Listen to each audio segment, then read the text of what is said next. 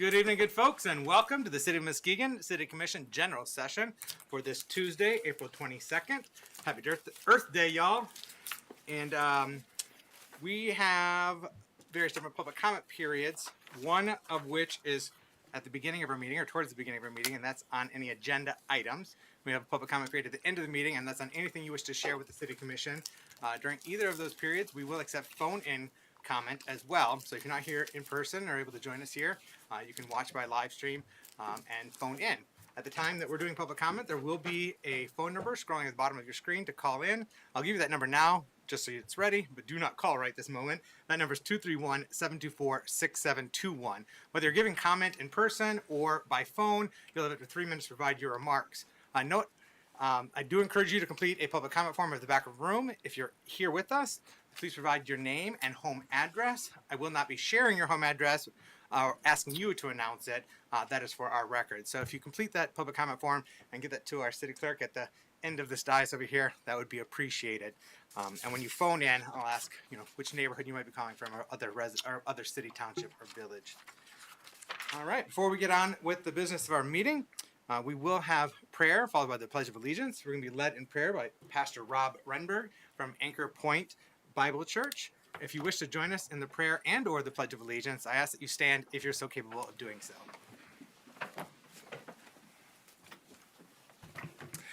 Let's pray.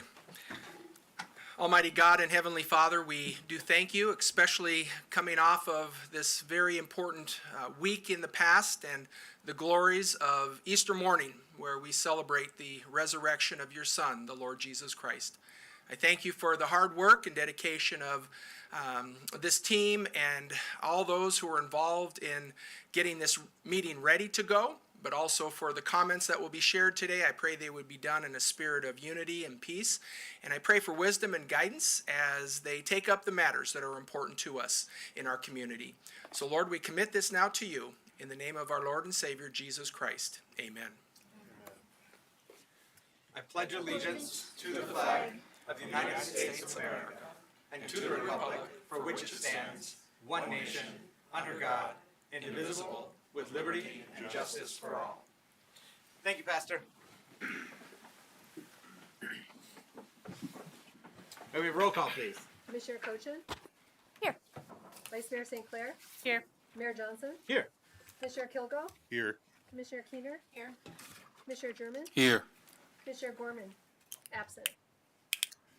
Thank you. All right, commissioners, we did have a Fresh Coast Climate Solutions Climate Action Plan under our presentations in honor of and coinciding with Earth Day. That is going to be reserved for our Legislative Policy Committee meeting next month, and so we'll have an opportunity to review that together with the consultants, and then it will subsequently be brought in its more formal, refined version to a future general session of the City Commission for us to formally adopt it in that way, but we will have a more intimate conversation at an LPC meeting around that plan. So we're going to move on to public hearings. First up, we have Neighborhood Enterprise Zone certificates for 346 Wood Street, 320 Wood Street, 209 Merrill Avenue, 213 Merrill Avenue, and 436 Charles Street. Good evening. Welcome. You kindly introduce yourself and report out on this item, please. Good evening. I'm Jocelyn Hines, Development Analyst here for the City of Muskegon. So I've been before you all before for several neighborhood enterprise zones. So these are we're partnering with Stevens Homes and Investments. He's building 5 homes, 346 Wood Street, 320 Wood Street, 209 Merrill Avenue, 213 Merrill Avenue, and 436 Charles Street. Between those 5 addresses, the cost of construction is between $140,000 and $210,000 for the homes. We are requesting a NEZ certificate for 15 years just to continue to share more information and insight on our neighborhood enterprise zone program. So these are opportunities for people to get their property taxes reduced for new construction as well as rehabbing of homes. So to actually kind of continue to give you all real numbers in regards to that, NEZs have a reduced millage rate. So just to put numbers in it, an owner-occupied home, NEZ millage rate is 17.520 mills. A non-owner occupied rate is 26.950 mills, compared to a regular millage rate is for owner occupied is 43.3152 mills, and a non-owner occupied housing infrastructure is 61.3152. So an NEZ is a pretty significant reduction in property taxes for those seeking those certificates. And so I think the developer, he is here, I know he's here, not I think, he can answer any questions that you all might have about those properties. All right. Before we hear from the developer, commissioners, do you have any questions for the development analyst? Commissioner German. Yeah, thank you, Mayor. Good evening, Ms. Hines. And thank you for presenting tonight. Question, you mentioned existing properties that may request a NEC certificate. Have we came up with a program or numbers that we could look at for individuals that may want to rehab their homes and apply for this NEC certificate? Yeah, so those millage rates I just request, which said will also apply to rehab of homes as well. We haven't necessarily advertised a NEZ rehab program, but if people are interested in taking advantage of those opportunities, our team will gladly work with them to answer any questions that they may have. Yeah, great. Because this is something that I've advocated for quite some time. I'm seeing it come into the core part of the inner city, as we did, offer those certificates for others in those other opportunity zones like Terrace Point Landing. in that area. Now, with the 15 years, I know, I believe if I remember correctly, correct me if I'm wrong, when we did those on the lakefront, I believe it was about 15 years. How did we come up with 15 years for the homes in this area? And I'm looking at the value of the dollar amount that is taken to build. Those homes were actually a lot more than what they're building now. So, as of recently, the statute has changed a little bit where we can't allow for people to ask for up to 15 years for an NEZ certificate. When we put the district in Terrace Point Landing, I think is specifically what you're talking about, the statute only allowed for 12 years. And so a lot of those homes are able to take advantage of the 12 years, but the way the 15 years work now with the statute is that there is a percentage increase. So I think starting the 13th year, you pay 75, 50 to 25%, and then of course after your 15 years, you'll see your full property tax bill. So it's just to kind of ease people into their property tax bill was a recent change in the NEZ statute. Okay. Now, one last question just to follow up there. Now, with residents that's investing in their homes, rehabbing or whatever, how does that apply to them, that increase, or will it? I think it would be similar, like I just described. New construction and rehab kind of fall under the same perimeters. The only difference is the amount of investment and the type of investments you can make on rehab. So rehab is a little more complicated where they want full guts of kitchens and bathrooms and things like that too. It doesn't necessarily account for like maintenance, wear and tear, like roofing, windows and siding, because you wouldn't see an increase in value of your home until you sold the home for those particular maintenance requests. But if you wanted to do full gutting of homes, then you could avail the NEZ opportunity. Okay, thank you. And is that something you can give the commission or give us some type of guidelines or outline on how that works? Yeah, so I'm in the process of trying to outline the NEZ rehab portion of the work that we're trying to do. We are experiencing a little staff transition, so we're trying to get past that too. But I'm hoping that we can present something more formal in regards to the rehab side of things sometime this summer, if not by the fall. Okay, great. Thank you. Thank you, Commissioner German. Yep. And thank you, Ms. Hines, for your work stepping up to manage the extra workload with the a staff opening right now. So you're taking a lot on, and it's appreciated. All right. Any other questions for staff right now? We're going to hear from the developer then. Good evening, sir. If you kindly introduce yourself. Hey guys, Steve Benedict. Appreciate having the opportunity to come before you again. As you guys know, as I spoke last time, we'll be building 27 homes, 25 in the Jackson Hill Marquette neighborhood, and then the 2 on Merrill 209 and 213 Merrill, which is almost impossible after the lot's been staked, but we're gonna make it happen. Back in the day, you could build wherever you wanted, so I think our property line is underneath one of the garages that was there mid-1900s, but we'll make it work. I can tell you that this program has drastically helped people afford new construction.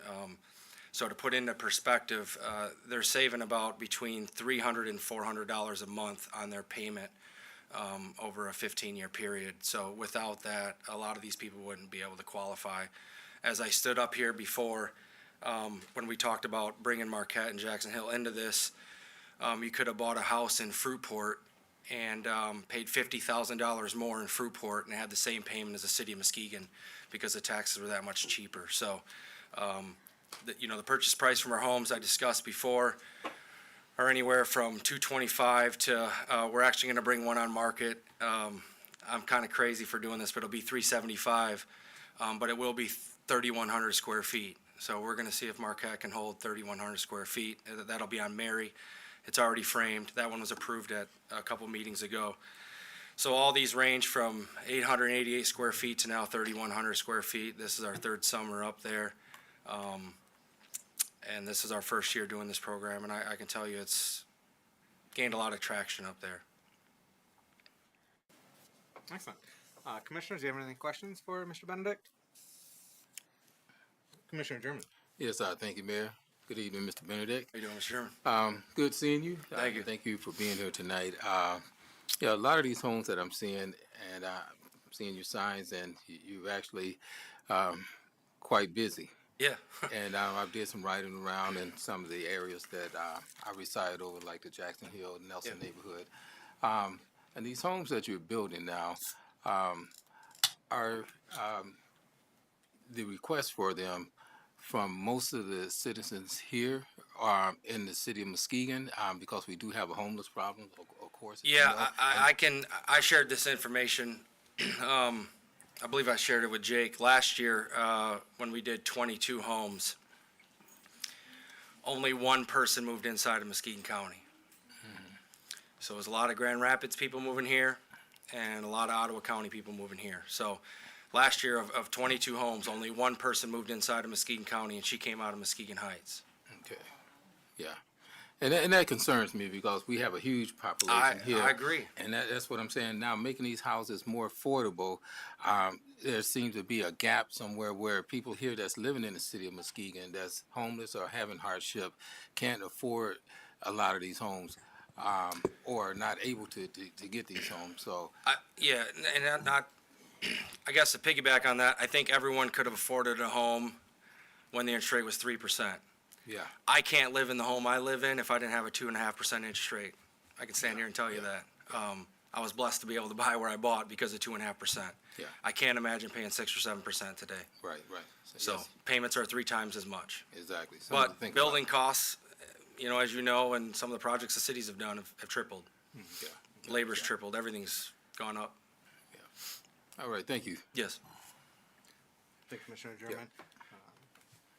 Just to piggyback on that conversation very, very quickly, though, with regard to rising costs of everything and the affordability of housing, that's why I think it is important to have programs like the Neighborhood Enterprise Zone to not only for new construction but for rehabilitation. And I think that's important. That when we did expand this NEC district, we included rehab as well, and so we need to better communicate the opportunities for rehabbing and the tax abatements that come along with that.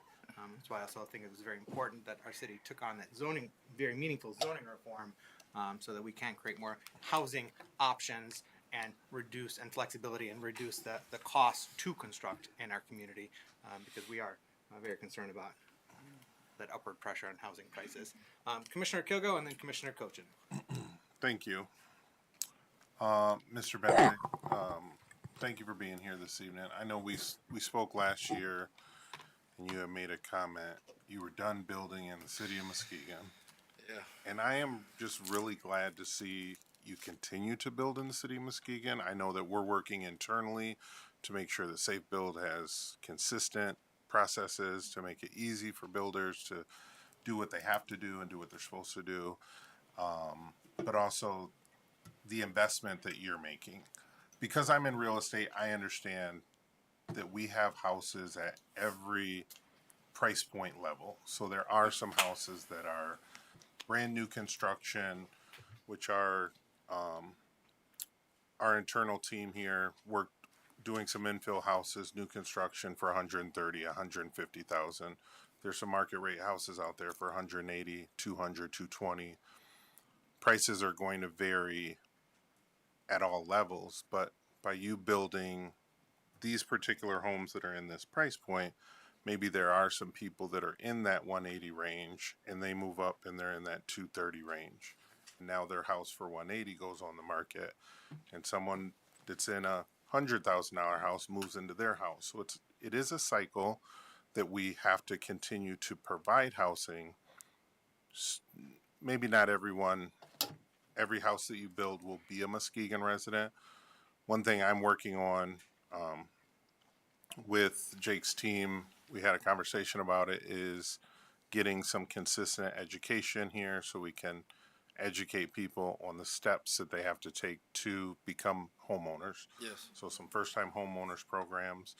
But we have a housing crisis. And I know that we're leading the way, not only in West Michigan, but in the state of Michigan with our zoning reforms and just stepping into 2025, stepping into our current decade and being able to have opportunities for builders like yourself to come and build. So again, like the mayor said, I'm really glad for the NEZ zone and hope to continue to see build here in the city of Muskegon. Thank you, Commissioner Kogo. Commissioner Cochin. Yes, thank you very much, Mr. Mayor. You had brought up one of the things I was going to bring up, that the NEZ is incredibly important in bringing down the cost of housing, especially with the rehab function for our residents. And so the other thing I wanted to ask you, Mr. Benedict, tonight is, can you kind of give us an idea for the folks at home who maybe haven't bought a house recently? What would the prices approximately, rough estimate, look like in this NEZ zone now? Not the total cost, but like the monthly cost. You know, if I had to guess, I'd build you a nice home. I'm not a finance guy. I just know you got to sell it for more than you build it for to stay in business. If I had to guess, it's probably somewhere between, I'd say 225,000 probably puts you at $1,800 a month maybe. Okay, But, you know, I'm not 100% sure. that's okay. I know when we did the 8 duplexes on Campbell Square there, 1,700 seems like a lot, but we built those 16 units and they were all rented before, you know, we could finish putting the roof on. So, but I would say 285. Most of our houses are between 285 and 300, and those are 2,700 a month. I know one lady last year did a whole bunch of designs, and we finished her basement, and she was over 3,000 a month. But yeah, I don't really know 100%, but it's definitely couples that are moving into these. I mean, you're gonna have to have 2 jobs, and it's unfortunate. I mean, everything's gone up, but I came from a single working family. You know, my mom was a stay-at-home mom, and that would never happen today with these prices. I definitely can echo that sentiment. It is really unfortunate. The other question I wanted to ask, and I don't know if this is something that is in your wheelhouse, because I am not in real estate like my fellow commissioner over here. Are you doing anything to help market these houses to make it so that maybe more Muskegon residents would see them? As far as I know, they just go on the local MLS, you know, with the sign in the front. I know on Erickson, you know, we built those 5 pretty much in a row. It's been a struggle. I think I built too many 2-stories at once, and so we're struggling there. So I know open houses have taken place, which was kind of almost unheard of since they're, you know, housing crisis. But local people come and they love the work, but I think people are just sticker shocked. I mean, it used to be that, I was just telling someone the other day, like, you know, remember when Kia first came out, you bought one Kia, you got one free. You know, and so now a Kia costs $40,000. And it's unfortunate, but yeah, a starter home's gonna cost you $225,000. Like, there's no, and maybe cheaper if it's on a crawl space, but there's certain things to these homes that I'm not willing to compromise. I could build them cheaper, but I'll lose sleep at night. I'm struggling with crawl spaces. I'm struggling not giving people granite. I'm struggling not doing tile showers. I'm struggling not doing double hung windows, which is more expensive than a single hung. There's certain things, our siding is a 4.4 thickness. I could go to 0.38. There's certain things that I can't do. And so as long as we continue to live by the motto that I've always said that, you know, if I can't live in it, you can't live in it, my prices are going to be a little bit higher. But we don't have any issues. I know that, you know, they're pretty much, with the exception of Erickson, selling as fast as we can build them. Well, I appreciate you not sacrificing quality Yeah. to make sure that people are going into safe homes. And again, the NEZ definitely helps with this. I would love to see more targeting towards our Muskegon Knights. Is it Muskegonites? Is that what we are? Muskegon. Okay. The Muskegonites. Because like Commissioner German echoed, there are so many people who are losing homes. I'm seeing it all the time on Muskegon Informed. My landlord sold the house. I have 30 days to be out. Please, like, tell me where to go. And a lot of people are ending up on the street, and I don't want to see that. So I appreciate you building these homes, staying and committing to the city of Muskegon, and hopefully we can see some more commitment to targeting some of those Muskegonites. Yeah, you know, like I said, I stood up here many times. I graduated from Muskegon High School, and a lot of these streets we're building on, I never thought would have houses. I mean, some of my best friends lived on Octavius and Erickson there, and they've since moved away, and the transformation's been unbelievable. I grew up in Lakeside, and I never thought I'd see Lakeside bring $300,000 for, you know, a house that's been remodeled, but it's here, and we have to embrace it, and we have to give people the resources to be able to afford to live in our city. And I think this NEZ thing is the first step in the city partnering with everybody to get across the finish line. Thank you, Mr. Koshin. Commissioner Koshin, thank you, Mr. Benedict. To answer your question, I just did a quick amortization calculator about if it's a $220,000 mortgage after, you know, down payment at 30 years and 6.5% interest rate, you'd be looking at $1,390 a month. That's 3% down or 20% down? 'Cause That's just after down Okay. payment. So it's $220,000 being mortgaged. Okay. Yeah. Because that is nobody your has loan. 20% down right now. Everybody's 3 or 5 or Mishta, which I think Jay could probably answer this, but Mishta has a certain threshold too. It might be, I think, 250 or something, but some of these don't even qualify for Mishta. Yeah. Coincidentally, over the weekend, I was looking at housing prices for a number of different houses. I was at my sister's house, and we were just looking at the house we grew up and all these houses and so on and so forth, and looking at the price in 2000 versus 2010. Like, that had actually dropped 2010 to 2010. You know, we saw the great financial crisis, or the great recession at the time, and housing prices here dropped considerably, and they continue dropping. You know, and then now in the past decade, we've seen a rebound, and it's been a very strong rebound.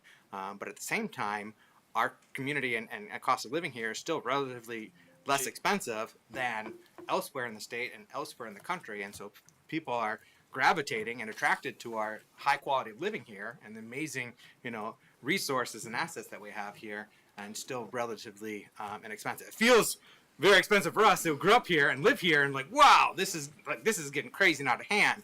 But that's why I think it is very important that we as a commission and as a team at City Hall and the Development Services and Planning Department and Community Neighborhood Services, you know, working together as much as possible to provide resources to our residents and opportunities as well for new construction or rehab.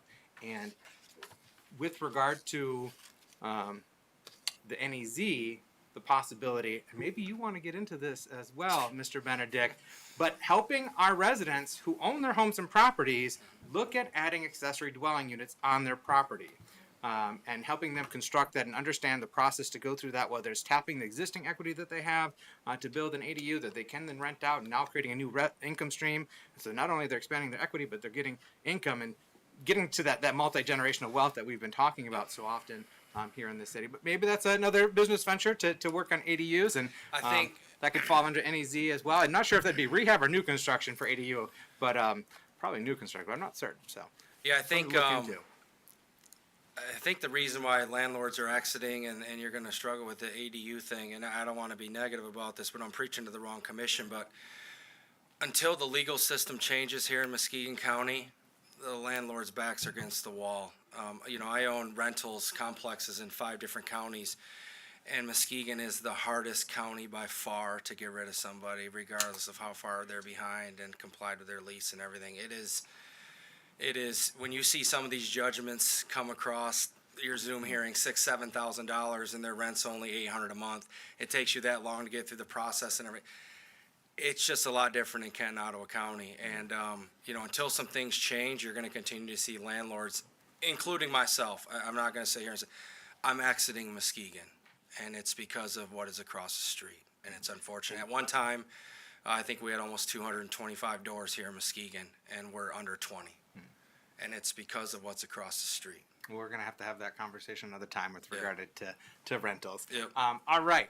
Thank you, Mr. Benedict. Thank you. This is a public hearing. If anyone wishes to give comment with regard to the issuance of neighborhood enterprise zone certificates for 346 Wood Street, 320 Wood Street, 209 Merrill Avenue, 213 Merrill Avenue, and 436 Charles Street, you are welcome to give comment at this time up to 3 minutes.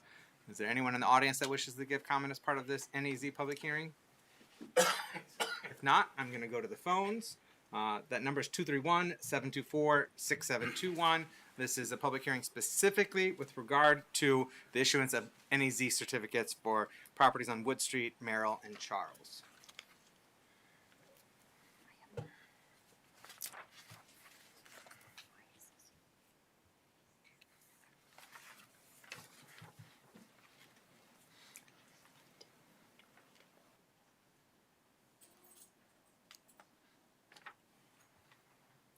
All right, doesn't sound like we have any callers. Commissioners, I would entertain a motion. I move to close the public hearing and approve the neighborhood enterprise zone certificates for 15 years at 346 Wood Street, 320 Wood Street, 209 Merrill Avenue, 213 Merrill Avenue, 436 Charles Street, and authorize the city clerk and mayor to sign the certificate and resolution. Support. We have a motion by Commissioner Keener, supported by Commissioner Cochin. Any further discussion? Commissioner German. Yes, thank you, Mayor. Given the conversation and information from Mr. Benedict, and as I asked him who are actually moving into these homes, he said basically people from out of town. And I really struggle with that because even though we're providing these services and programs, the people that live in Muskegon, hard-working people that try to do the right thing and have these hardships and barriers, are the ones that's coming up short and displaced, pushed out. And I've said this before, where I talked about gentrification. This is a prime example of what that looks like. Now, as a welcoming city, we're open to allowing anyone and everyone to come to Muskegon. But the lack of opportunities for our residents here seem very, very limited, due to their income or whatever. So, and I struggle with that again, and it doesn't look good for me as a commissioner representing Ward 2, and a lot of these homes are going into the ward that I oversee, and again, my constituents are the ones that really are suffering the most. So I think to the department heads, speaking to you directly, and this commission, we have to do a better job to see how we can place people, or maybe come up with other programs, or I'm not sure. But, we're going to have to do something, because we definitely have a crisis here when it comes to the people here in Muskegon, and that's not really being able to afford any of these homes. Now, we could say what we want to, try to sugarcoat it, make it sound good, use whatever semantics, but the fact of the matter is the data doesn't lie, so I just want to stress that. Mm-hmm. And people feel what they feel regardless of data at the same time. Well, data doesn't lie. Mr. Manager. Actually, I was going to ask Director Ekholm if you could step up and maybe talk a little bit about the housing infill program that the city does that does come in at a lower price point, and how that program works and who we're targeting in that regard. Good evening. My name is Jay Deckham. I'm the Director of Development Services. So the question is expanding on the total infill housing program, not just this one builder? Correct. I see. Okay. Yeah, that's a good question. So, and hearing and understanding what Commissioner German just mentioned, yeah, the division operates the infill housing program based on the data reflected in the 5-year housing needs assessment, which calls for particular numbers of units at different price points on both the rental and owner-occupied spectrum. Specifically with the houses that we built, as the commission will recall, we targeted at least half of those units going to folks at or below 120% of the AMI, and then specifically worked to market them with city-based realtors trying to infill them and give opportunities to city residents. So those houses, as we know, through our brownfield presentation and other programming, are built at X and then marketed at Y, with the sale price being less than the cost of construction. And that's specifically to open up a market for low to moderate income buyers. So as was mentioned by Mr. Benedict, the prices for construction in a market economy where people also are trying to generate profits on market rate housing leaves a lot of buyers without properties available. And from 2018 to 2023, our infill housing program accounted for 60% of all the houses built, new construction in our neighborhoods.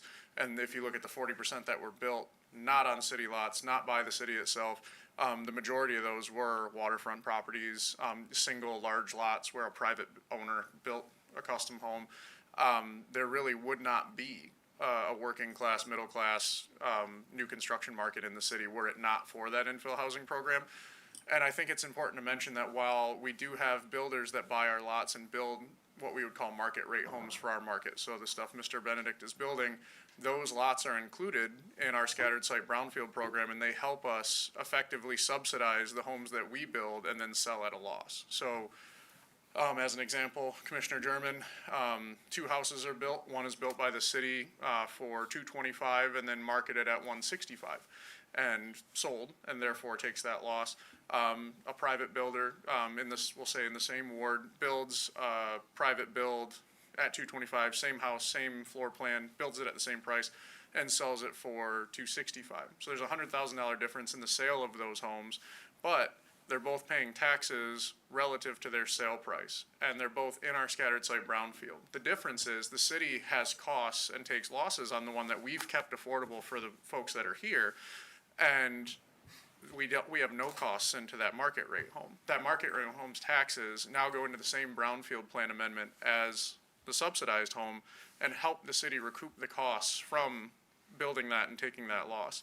And so we have to have a balance in there for the brownfield to perform appropriately. We're actually up for a National Housing Innovation Award for this exact program.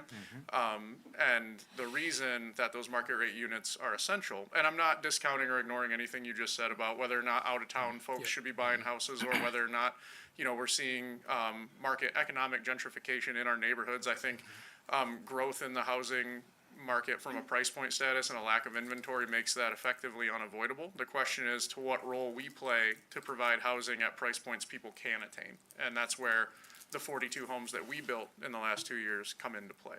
Without the market rate homes, with folks like Mr. Briggs, Mr. Benedict, Mr. James Williams, Mr. Lawrence Baker, those local folks that are building their own houses, without them in the program, the losses we take on those homes in the infill housing program, the brownfield does not perform well. With them building homes and us thereby subsidizing affordable houses with market rate houses, it overperforms and allows us to actually potentially build more units ourselves. So it's, I think, while I recognize and understand everything that you said in your remarks, I think it's important when considering these types of projects to take them in their totality rather than like one segment of houses being built by one builder or another, because they're all part of that macro program. Yeah, but thank you for that explanation. But I think, you know, I'm glad you get the point. Oh, for sure. It's a serious thing, and I think it's you know, and actually, while I have the opportunity to mention it, the staff in the coming weeks are going to be going out with a survey that we've crafted that will get further demographic and economic information for every house sold in the infill housing program, asking people to anonymously give that information. which we plan to synthesize into a presentation to bring to commission to kind of show, like, here are the private builds, here's the city builds, here's the total program, here's the percentage of folks that were renters versus owners and are now owners, here's the percentage of folks from the city that bought or from outside the city that bought, and then here's the best income stratification that we can understand. And so obviously we have to protect people's private information. It'll all be anonymous, but the staff are going out in 2-person teams and actually door knocking to get this done in the coming weeks. That would be great. Thank you. Thank you. Looking forward to the results of that. So appreciate that. Thank you. Undertaking and endeavor. Was there any follow up for Director Ericom while we have him here? Any other questions? Okay. Thank you, Director Ericom. Any other thoughts, questions, comments before we get a vote? Nope. All right. Roll call, please. Vice Mayor St. Clair, Yes. Mayor Johnson, Yes. Commissioner Kilgo, Yes. Commissioner Keener, Yes. Commissioner German, Yes. Commissioner Cochin. Yes. Motion passes. Thank you. Next public hearing is Neighborhood Enterprise Zone Certificate for 328 Terrace Point Circle. Welcome back, Anna Signs. Hello. So I have another neighborhood enterprise zone certificate for 328 Terrace Point Circle. So this is one of the last available parcels in our Terrace Point Landing area of the city, our waterfront property. We were working with the current homeowner of this property, and she's working with the developer to build a home in the amount of about $600,000. I don't see the homeowner in the area, but I will share with you all that this is a homeowner that was located in another part of our county that is excited to now be a resident of the city of Muskegon. So we're happy to have her. Thank you. All right. Before we go to the public hearing or comment as part of the public hearing, commissioners, do you have anything to ask of Anna Signs right now? No? All right. This is a public hearing. Thank you, Anna Signs. This is a public hearing with regard to the issuance of an AZ certificate for 328 Terrace Point Circle. Anyone in the audience wishes to give comment at this time? Seeing none, we'll go to the phones. That's 231-724-6721. This is a public hearing specifically with regard to an NEZ certificate for 328 Terrace Point Circle. I'll give that a few moments.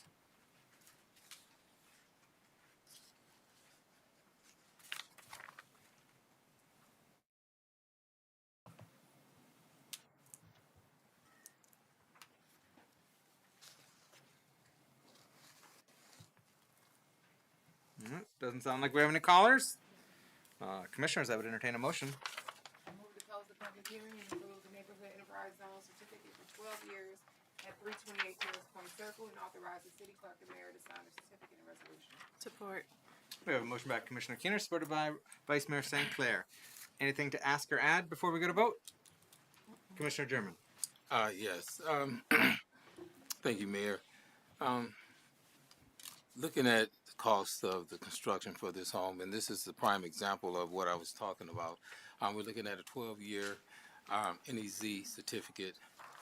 And I know when we started the program, or the developer started building in that area years ago, it was about $300,000 for construction. Now it's double.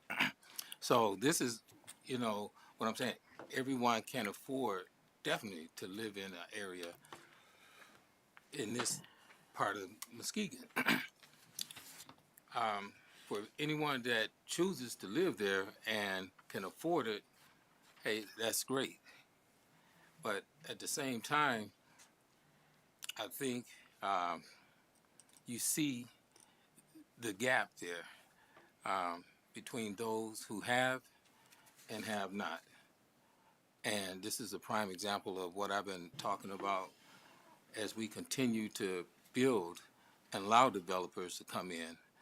But at the same time, let's find ways, again, to make housing more affordable for the residents that stay here. I'm sure staff would welcome any ideas or suggestions you have on Oh, how I to have accomplish some, that. trust me. Vice Mayor St. Clair and then Commissioner Kilgo. So this is probably a question for Analyst Hines. Is the NEZ opportunity available to anyone at any price point if they are doing a new build or a rehab within the construction. This is not reserved for a particular class of individual that can afford. No, that's a good question. So no, it's not. Anybody that's looking to do new construction or rehab can avail themselves of this opportunity. Just to kind of clarify on a comment made too, if people are looking to rehab their home and take advantage of the NEZ program, that is available now. We want to do, of course, a public community engagement opportunity, but if people have thoughts or questions or concerns about wanting to rehab their home, we can help them through that process now, but it's available to anybody that qualifies for the program, and it is located in a neighborhood enterprise zone. So hypothetically speaking, I don't know if I live in a neighborhood or enterprise zone, but The map is probably on here. I just put a new roof on my house, which was a significant investment. Had I had my ducks in a row earlier than that, would that have qualified potentially for? Yeah, that's a good question. So any like repair and maintenance, wear and tear that traditionally do on a home, roofing, siding, or windows would not necessarily qualify for a neighborhood enterprise zone because you don't see an increase in your taxable value until you sell the home on those investments. So for a rehab, NEZ rehab would be the gutting of your kitchen or bathroom, a bedroom, or if you added additional things to your house like an ADU or a garage or things like that. Those are the type of things that would qualify for an NEZ rehab. So my roof wouldn't count, but say when I finally get around to doing my bathrooms and my kitchen, then that would. Yes. Okay. Yep. And if I happen to live in an NEZ, which I don't think I do. You don't. But hypothetically, I'm Yeah. probably not going to redo my bathroom anytime soon either. Yeah, so what adds value to your home and not just actual maintaining of the home is what would qualify for an NEZ. Okay. Thank you. Thank you, Vice Mayor Secretary. Gonna go to Commissioner Kilgo, then Commissioner Keener. Commissioner Kilgo. Since you're up there, Ms. Hines, are there plans to expand this current NEZ map? That's a good question. So, according to the statute, a NEZ zone cannot be more than 15% of your total acreage of a city. And so I think according to this map, with the addition that we did back in October, we're like at 14.7 or 8%. So we're very close to that 15%. So if we did want to expand it, it would probably be on a case-by-case, parcel-by-parcel basis, but we can't do a major expansion. I think in years, when some of these NEZs have, completed their 15 years, then we probably can adjust the map and put it in different areas, but you can't necessarily change it on an existing NEZ. I understand that. So I'm looking, and the Terrace Point area is blue and the rest of it's pink. Is that a certain reason? Yeah, so the pink represents, you can do new construction and rehab in the pink areas, and blue is only qualifiers for new construction NEZs. Okay, gotcha. Yep. Because we have this NEZ overlay map, if someone in the very southern part of McLaughlin neighborhood or Nelson neighborhood requested an NEZ for the maximum amount of time, 15 years, and their project total cost was much lower than the current one that's in front of us in Terrace Point, which is, several $100,000. Because I'm in real estate, I can't steer people. I can't say, hey, you should buy a house in this neighborhood. I have to say, my code of ethics says I have to be open to say, you can live anywhere you want. Where do you want to live? And I'll show you houses over here, over there. Just like I don't think it would be fair for this commission to say, no, you can afford it. It's $600,000. Staff or the city made the map and we laid it out. And now that we have it, if there's a project in one of these NEZ zones and we don't approve that one, I would think that we'd have to have a really, really good reason to not approve that one, because someone's going to come along who really, really needs this because they wouldn't, let's say, be able to afford the rehab or the house on a new construction without it, which I actually have talked to several lenders who say because of the taxes in this area and that area, or they can't buy that house because the taxes after they uncap, they'll just be priced out. They won't be able to afford it. So I love the program. I think it's great. We just have to work with what the current map is unless we say, okay, that area is full. We slice off that part of the map and move it somewhere After the else. completion of the 15 years, if it's a current NEZ in the area. Then we can't move it. Okay, No. gotcha. with a Okay, current NEZ. that makes sense. I Thank do you. have a piggyback question on that, but I'm going to go to Commissioner Keener, and then I'm going to circle back on that. Commissioner Keener. Jay already asked my question, but I'm also wondering, just for public knowledge and for my own knowledge, when this map was created, it looks like the influx of it is more towards the downtown area where more of Can you construction is going. microphone? Can you use your mic so people at home can hear you? I'm sorry about that. I'm just wondering when this map was created, why it was created with these areas, because it appears to me that it's mostly neighborhoods that are closer to where the bigger developments are downtown. So if just a small explanation for myself and for public why these specific areas were chosen.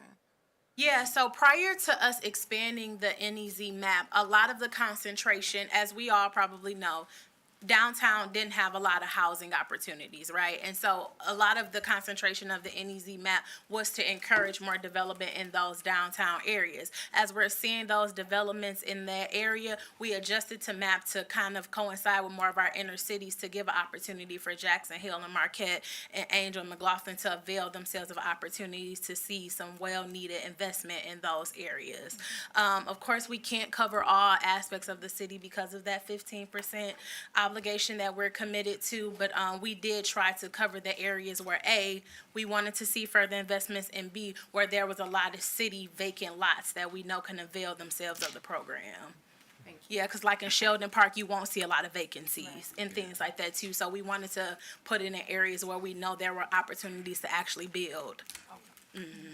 Thank you, Commissioner Keener, and that's a good point where there's opportunity and there's ample lots to build on, and I do appreciate that. Last fall, this commission, at the recommendation of staff, was to considerably expand the NEZ district to encompass more of our neighborhoods, as you mentioned. So, thank you for that.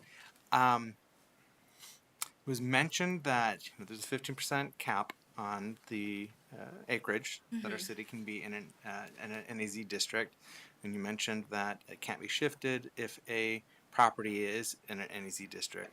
So what I'm wondering is with regard to the former Teledyne Continental property where Terrace Point Landing is and GVSU Innovation Hub and all that, the blue area on the waterfront there. So as I recall, Terrace Point Landing got underway in 2013 and an NEZ district was established for that. And there have been certificates that have been issued over the years for that. And so we have one more certificate today being issued for that. So my question is, with this being issued and this being issued for 12 more years, does that mean that we have to wait? Let's say we don't issue any more NEZ certificates for Terrace Point Landing. This is the last one.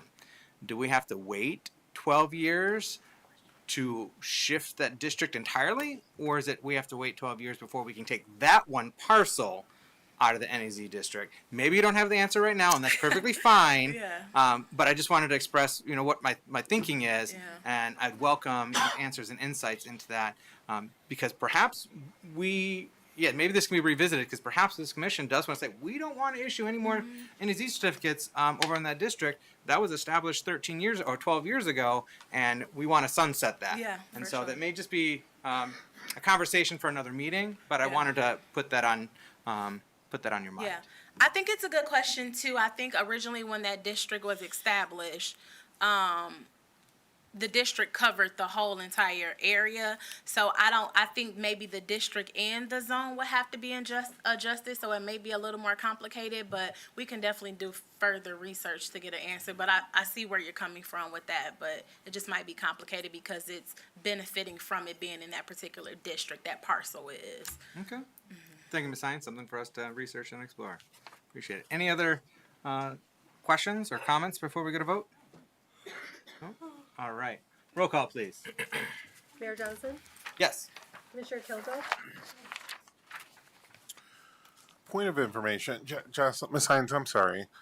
Do we happen to know when the last certificate was given to one that's in the Terrace Point, or is Viridian Shores in there too, and then like they're all just like last year or this year even? We might have had one earlier this year, but Yeah, one. yes. And some of them are transfers that are just like a owner That's what moved it out was. and It they're was a taking transfer that we had advantage of the recently. remaining years of a current NEZ. So you will see a lot of these sunset in the next couple of years. Of course, this, if you all approve this one, it would extend it out for another 12 years. But, yeah, you're seeing, and we're continuing to do more and more transfers because there was some discrepancy between who was actually in the NEZ house and versus who wasn't. So we're kind of trying to work out some of those glitches too. But as far as like a full NEZ, this will probably be the only one you'll see coming online soon, and the rest will simply be transfers, just transferring out the rest of the years remaining on those parcels. Thank you so much. Yes. Commissioner Keener, Yes. Commissioner German, Yes. Commissioner Cochin, Yes. Vice Mayor St. Clair. Yes. Motion passes. Thank you. Next public hearing for a neighborhood enterprise zone certificate at 312 Jackson Avenue. Welcome back, Ms. Hines. Jocelyn Hines, Development Analyst with the City of Muskegon. So I have one more NEZ zone for 15 years from Jarda Homes and Properties LLC for 312 Jackson Avenue. This is again one of our city-owned lots that we're working with a developer to build a home, approximately $157,000 for construction costs. From conversations I've had with their representative, I do think they plan to keep those houses a little more affordable, and I think they plan to build more in that price point as well. I don't think the developer for that is here either, so I can answer any questions that you may have about that one. But Commissioners, any pretty much like the other questions ones. before we open up to public hearing? Commissioner German. Yes, thank you, Mayor. Again, thank you again, Mrs. Hines. Again, this is in my area. Or two, actually, I was riding through there just a weekend, and looking at the development that's going on, and I'm seeing a number of housing units go up, which is good for the neighborhood to see that, revitalized. I would definitely like to make sure that, again, these homes are affordable and also attainable, which that's the direction that the city is going in.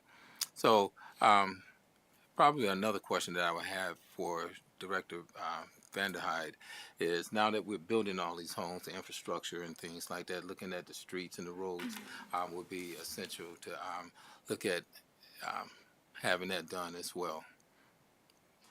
So we'll, so at another conversation. Yeah, not now. Yeah. But I mean, just my thoughts. You know what? Yeah, for sure. But I'm excited, and I'm talking to residents and citizens, and again, there's the concern about the inflation of landlords raising rent and things like that. So that's always a concern, to see how we could have some type of protection to keep these people in homes and not being priced out or pushed out as well. Absolutely. Thank you, Commissioner German. Anything else to ask or add before we get a vote? Is that your hand, Commissioner Kogo? Yes, it is. Commissioner Kogo. I just want to speak on gentrification for a second. Neighborhoods are safer when they're full. There's not empty lots for people to dump on. Neighbors can keep an eye on other neighbors. Gentrification is when stuff is built new. Well, people are kicked out, and then stuff is built new, and then other people are brought in. The city of Muskegon, I think you said it earlier, we welcome everyone. And there are people that live, work, were born from Muskegon that can buy these houses in Jackson Hill. They can buy these houses all over the city of Muskegon.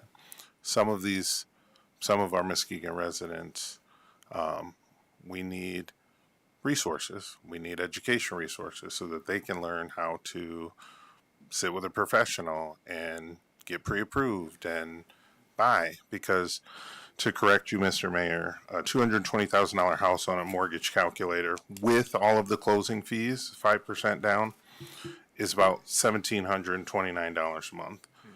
But the problem is there are rentals that are getting $1,700 a month from people. So if I can pay $1,700 a month to rent, I can pay $1,700 a month to buy a house. So I hope that the city and our nonprofits and our philanthropists and our government and everyone comes together so that we can work on having resources available to educate our public on what they can do, including buying new homes that are built. Thank you. Thank you, Mr. Kilgo. And mine was just a loan amortization, whether it included or didn't include No. closing I just costs. wanted to- Simply $220,000 loan. Anything else to ask Brad before we go to vote? No? All right. Roll call, please. This is a public hearing. Oh, my God. Yeah, I was like, you have a motion. Yeah. Motion. Oh, right. Yes, this is a public hearing. Feels like these public hearings are going forever. All right. Anyone in the audience who wishes to give comment as part of this NEZ certificate? All right. We're going to go to the phones. 231-724-6721. This is a public hearing specifically with regard to Neighborhood Enterprise Zone Certificate 312 Jackson Avenue.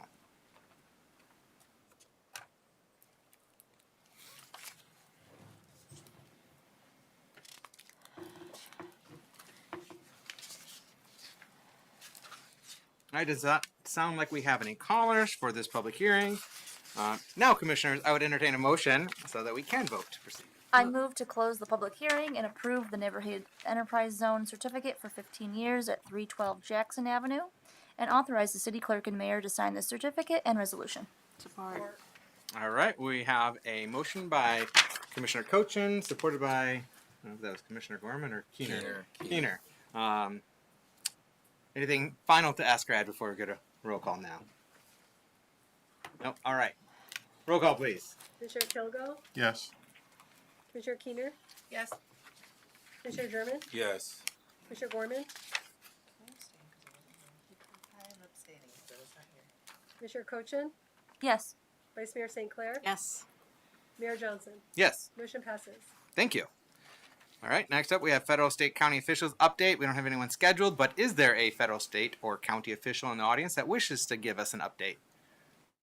Seeing none, we're going to move on to public comment on agenda items. I've not received any forms to speak on an agenda item. Is there anyone in the audience that wishes to speak on an agenda item? Seeing none, we're going to go to the phones. That's 231-724-6721. This is public comment on an agenda item only, or items. If you're calling in on an agenda item, I will ask you to provide your name, and if you're a city resident, which neighborhood you're calling from, and if you're not a city resident, which other township, village, or city you're calling from, and then to identify which agenda item or items you're speaking on.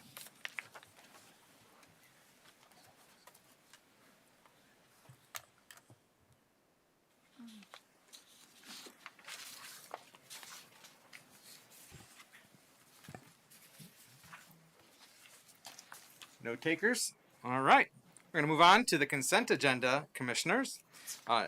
Note that item B, Fresh Coast Climate Solutions Climate Action Plan, has been removed per staff request. And item N, Parking Enforcement Management System, has been removed per staff request. So, of the remaining items, as presented in our consent agenda, are there any that you wish to have removed for separate vote and consideration? Vice Mayor St. Clair. Item L.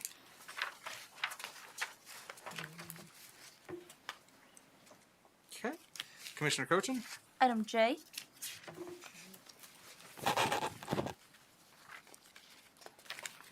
Any others, commissioners? Seeing none, I would entertain a motion. Mr. Mayor, I'm Oh. sorry. Commissioner Kilgo. Yes, item I is an equal.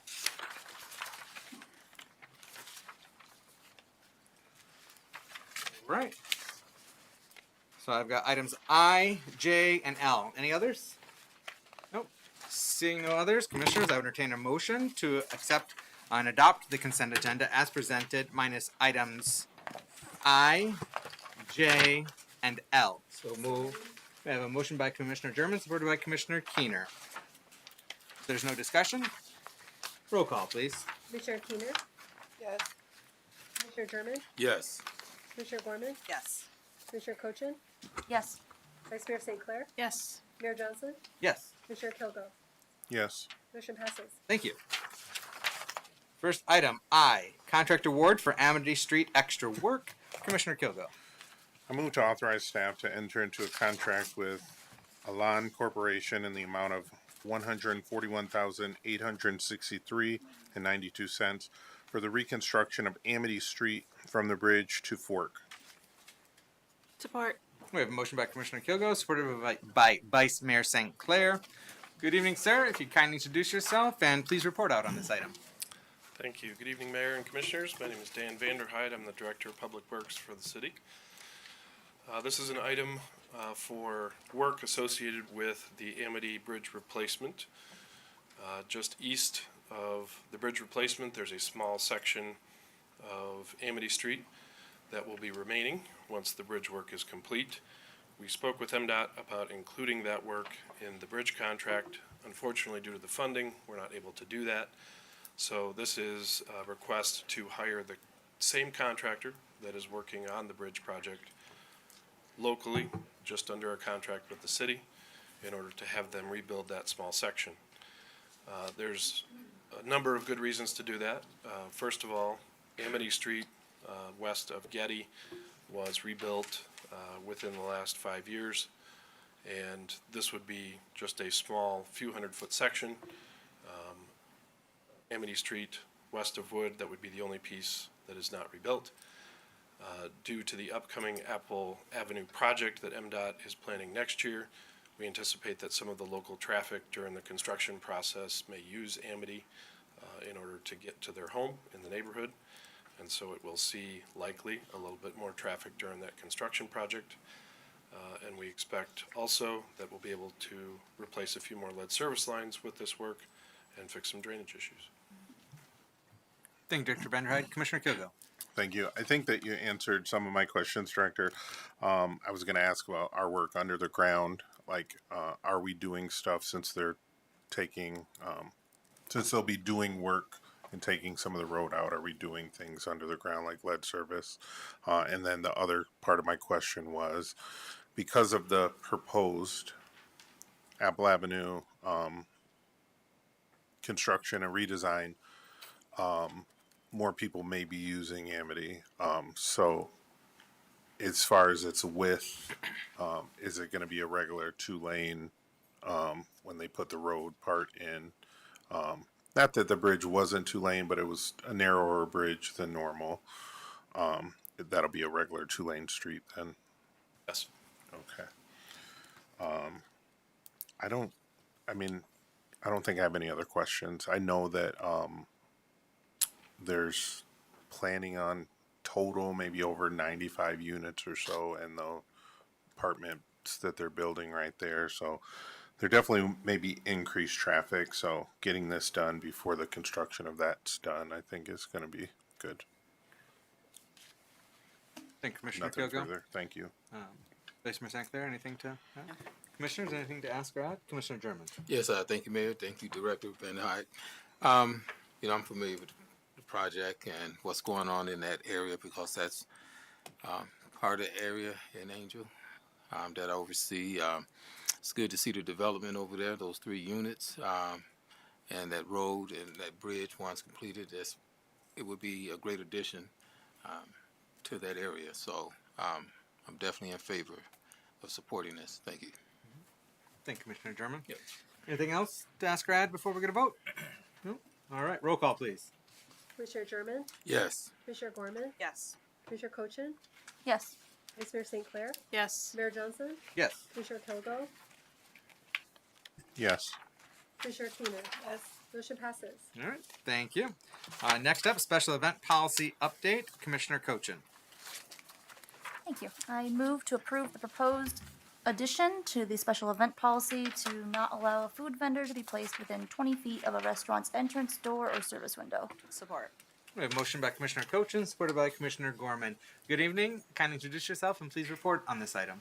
Good evening, Jackie Ernie. I'm the superintendent with the Department of Public Works.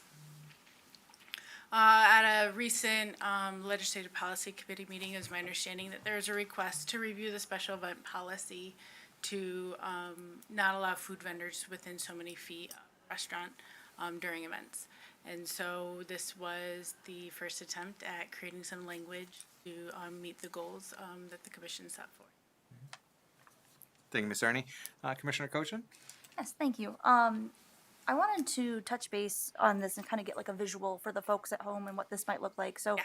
I know we have a lot of events that happen downtown, and there's a lot of restaurants downtown. Yeah. Can you give us an idea of where some of the vendors would be placed with this new policy if it was passed tonight?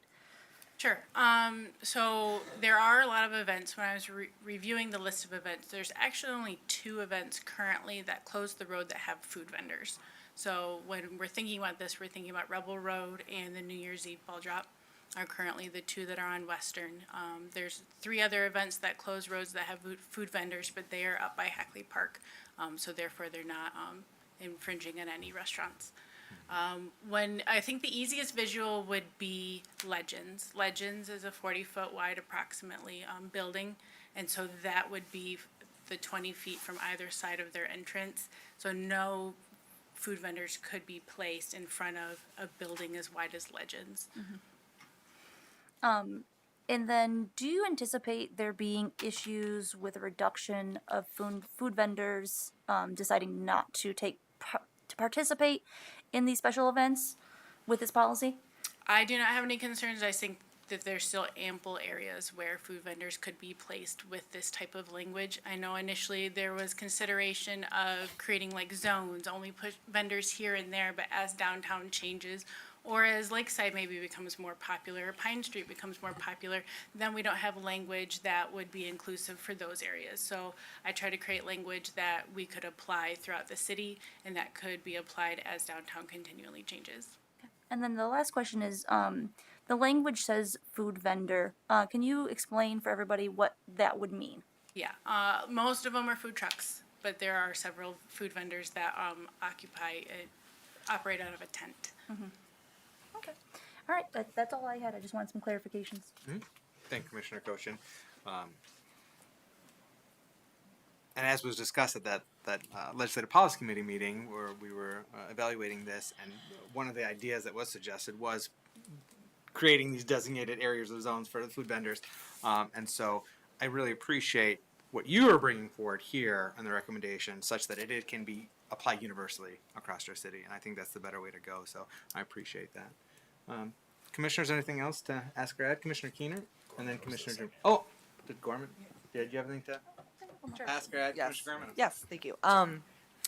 Thank you, Jackie, for all your work on this. And just, transparency for our residents and business owners. I had asked staff to look into this after hearing from some of our brick and mortar restaurant businesses in particular that are transparently fully supportive of all the activities, so especially events that happen downtown, but certainly understandable frustration sometime of their professional investment in our community and being there 365 days of the year, and sometimes when we have large crowds, missing out on some of the opportunities that they made these investments for. So I was a big believer, though, that everybody can win in this scenario, and Jackie, I think what you've proposed to us is gonna, get us closer to that. So I'm looking forward to voting yes on this. Indeed. And thank you, Commissioner Gorman, for relaying those concerns that you'd been hearing. We want everyone to succeed and thrive. Commissioner Keener and then Commissioner German. Commissioner Keener. I'm kind of in the middle on this one because I'm a small business owner myself. I own a food truck, and we literally it's that time of year to renew licenses and having to all of these extra inspections that are now thrown on us. So we invest just as much in our small business and spend here locally as well. And we depend on these festivals as a primary income for our year. And so I look at it on both ways because I was in the old Legends building for quite a while, but I feel like, we live in a free enterprise. And so competition is competition, and you're going to get it where you get it at. And so I don't really know how I want to vote on this right now because I feel that both sides of the business, you're in it to win it. And food trucks, we only have a certain amount of time of year to be able to operate, whereas the brick and mortars have full year all the way around to operate. So I just wanted to state that publicly, that I'm really in the middle of it, because I believe it could be a win-win for everyone. I would really love to see, when we do have major events, that there be some type of food truck alley then, where people can walk to with comfortable seating as well, so you're not having to stand around with your food. That's the benefit of having a brick and mortar. People can choose to go to the brick and mortar and sit down. So I'm I'm I'm for both. Just so all my fellow food truckies know that I'm out for both of y'all. No, I completely hear you, Commissioner Keener, and I think you, if anybody, understands both sides the best because you have been on both sides. That's why the language was developed as such, is to try. We've always been promoted as being very event friendly. It's also seeing the other side of downtown as getting very infilled with housing and businesses, and that's also very exciting, but that means that the event community might need to adapt to our ever-changing downtown too, and that's gonna be a slow process because we don't want to become not event-friendly, right? So that's where that language kind of, I was trying to toe that line of making sure that food vendors have enough options still, that events can place them and still fill Western Avenue with vendors, but at the same time respecting the restaurants that are there all the time. I understand that there is some historical that I think the city manager can help me with more. That Third Street was kind of developed to be that food truck alley, with Old Hoff Stage being a great place for seating. And so as more events, a lot of times will end at Third or go Fifth to Second. That is kind of a prime spot of either to be in like that L shape up Third Street or be like a T as part of the event footprint. And so I think that was the original intent with Third Street as downtown became more full of full-time businesses. So obviously I wasn't there for that part of the history, but that's my understanding. And for full transparency, that was at the LPC meeting contemplated of just designating that's what you call food That's truck what I would alley. love to see. But then that takes away the flexibility from or of the event organizer. So it still could be, even with this current policy. And so I think, first of all, thank you for sharing your unique perspective on this. But secondly, I think it could be helpful for you to, as Mrs. Ernie hearing you tonight, but also the event organizers, relaying that feedback like, hey, us vendors would really appreciate if you had something, like that food truck alley in front of the Old Hoff Stage. So it still could be doable, even with what the policy that's being presented here. It's just that this policy can be applied across the city. Yeah. Did you have any follow-up, Commissioner Keener? No, that's it. Thank you. All right, thank you. Commissioner German. Yes, thank you, Mayor, and welcome. Thank you, Jackie. Thank you, Commissioner Cochin, for bringing this item off the agenda because it's something that I was looking at. And Commissioner Keenan hit on some key points that I had concerns about as well. As downtown has grown, we've done everything we can to accommodate, our residents there, our businesses, to development. And as for a fair and equitable opportunity for everyone to come down there and have an opportunity to grow, whether they're in a brick and mortar or a food truck, and not having anything in place right now, as you stated, if I've heard you correctly, correct me if I'm wrong, we don't have any place or zones mapped out for the food truck vendors right now. Right now, they can be placed anywhere in the event footprint. Yeah, and that concerns me. 20 feet is not that far from a building, but however, I think food vendors or food truck vendors should have the fair and equitable opportunity to promote their business. Again, this is a competitive market when it comes to, serving your product or selling your product. If your service is good and your reputation is good, you're going to get that service no matter what.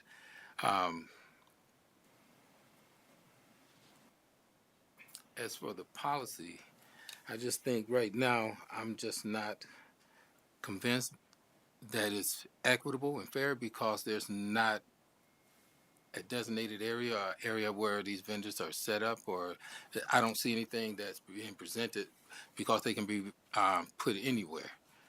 They could be put anywhere except within 20 feet of the front door of an existing restaurant. So I see a lot of footprints going towards like the Trillium lot right outside the arena, the parking lot right there between okay. 5th and 4th. I see a lot of food vendors end up going there. I could see a lot going to 3rd Street, and then some maybe like across from the chalets on the unbuilt side of Leonard. Like I see those probably being like key zones along Western that will be used, but we didn't want to limit any creativity that an event might have. So that's where the 20 feet just came from. Instead of identifying you can only be here, here's just a loose limit of to where they Yeah. can be then. Okay, thank you. And if it was something in, the proposal or the request saying that, I would feel more comfortable saying, well, this is where they could be at, or you see them actually set up there, but that's not the case. Yeah, the concern to me also with zones is one day the other undeveloped side of Leonard Building will be developed. So then we're gonna have to reevaluate these zones very frequently versus leaving this language. Hopefully this language could be used for several years. Okay. Well, thank you. Thank you, Commissioner German. Before I go back to Commissioner Keener, Ms. Manners, you had something to add? Yeah, I just wanted to kind of let the commission know some of the discussions that we had internally as a staff about the different options that we looked at after the LPC meeting. One of the things that we discussed was, front door service window versus the side of a parcel. And there were some things that we were looking at on, 20 feet from the side of a parcel that a building's on, because you could see that from a parcel map. We determined that that was too restrictive, and that really wouldn't allow for food trucks to be anywhere on Western between the Frohenthal and the arena, actually really even down past the arena.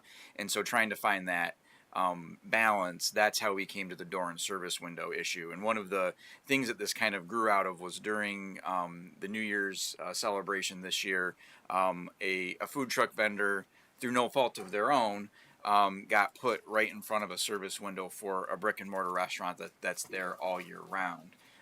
And by the time it was identified and brought to the attention of the city, the food truck vendor was already cooking.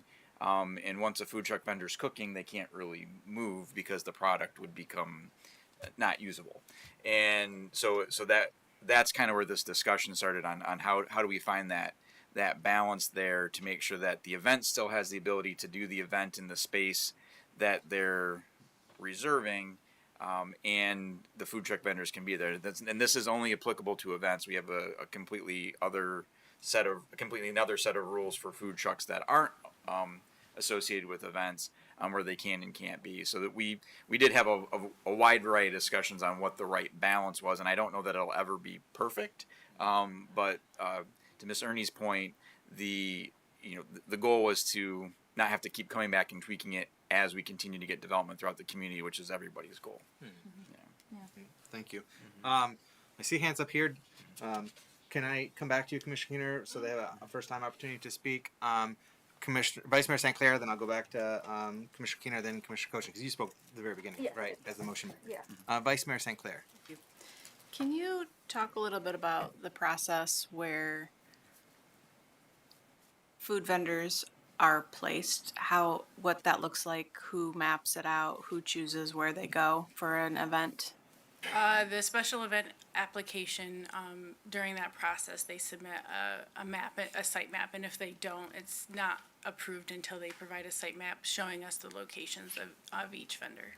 So, say for New Year's Eve, the special event application, which is, I don't know who runs that. Lakeshore Legacy. Okay.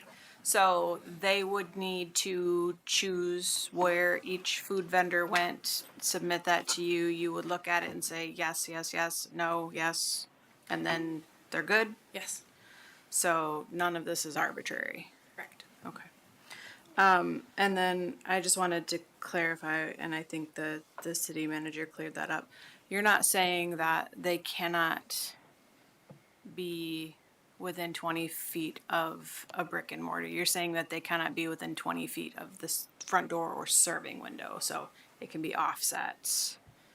Yes, so with so many of the buildings being different sizes, it was hard to say that it was just gonna be in the parcel. Or for some of them, there's more than one, like in the Noble Building, right? There's more than one business in it, so to say it's the parcel line, it kind of becomes blurred lines. So that was more defined in my eyes of a window and a door.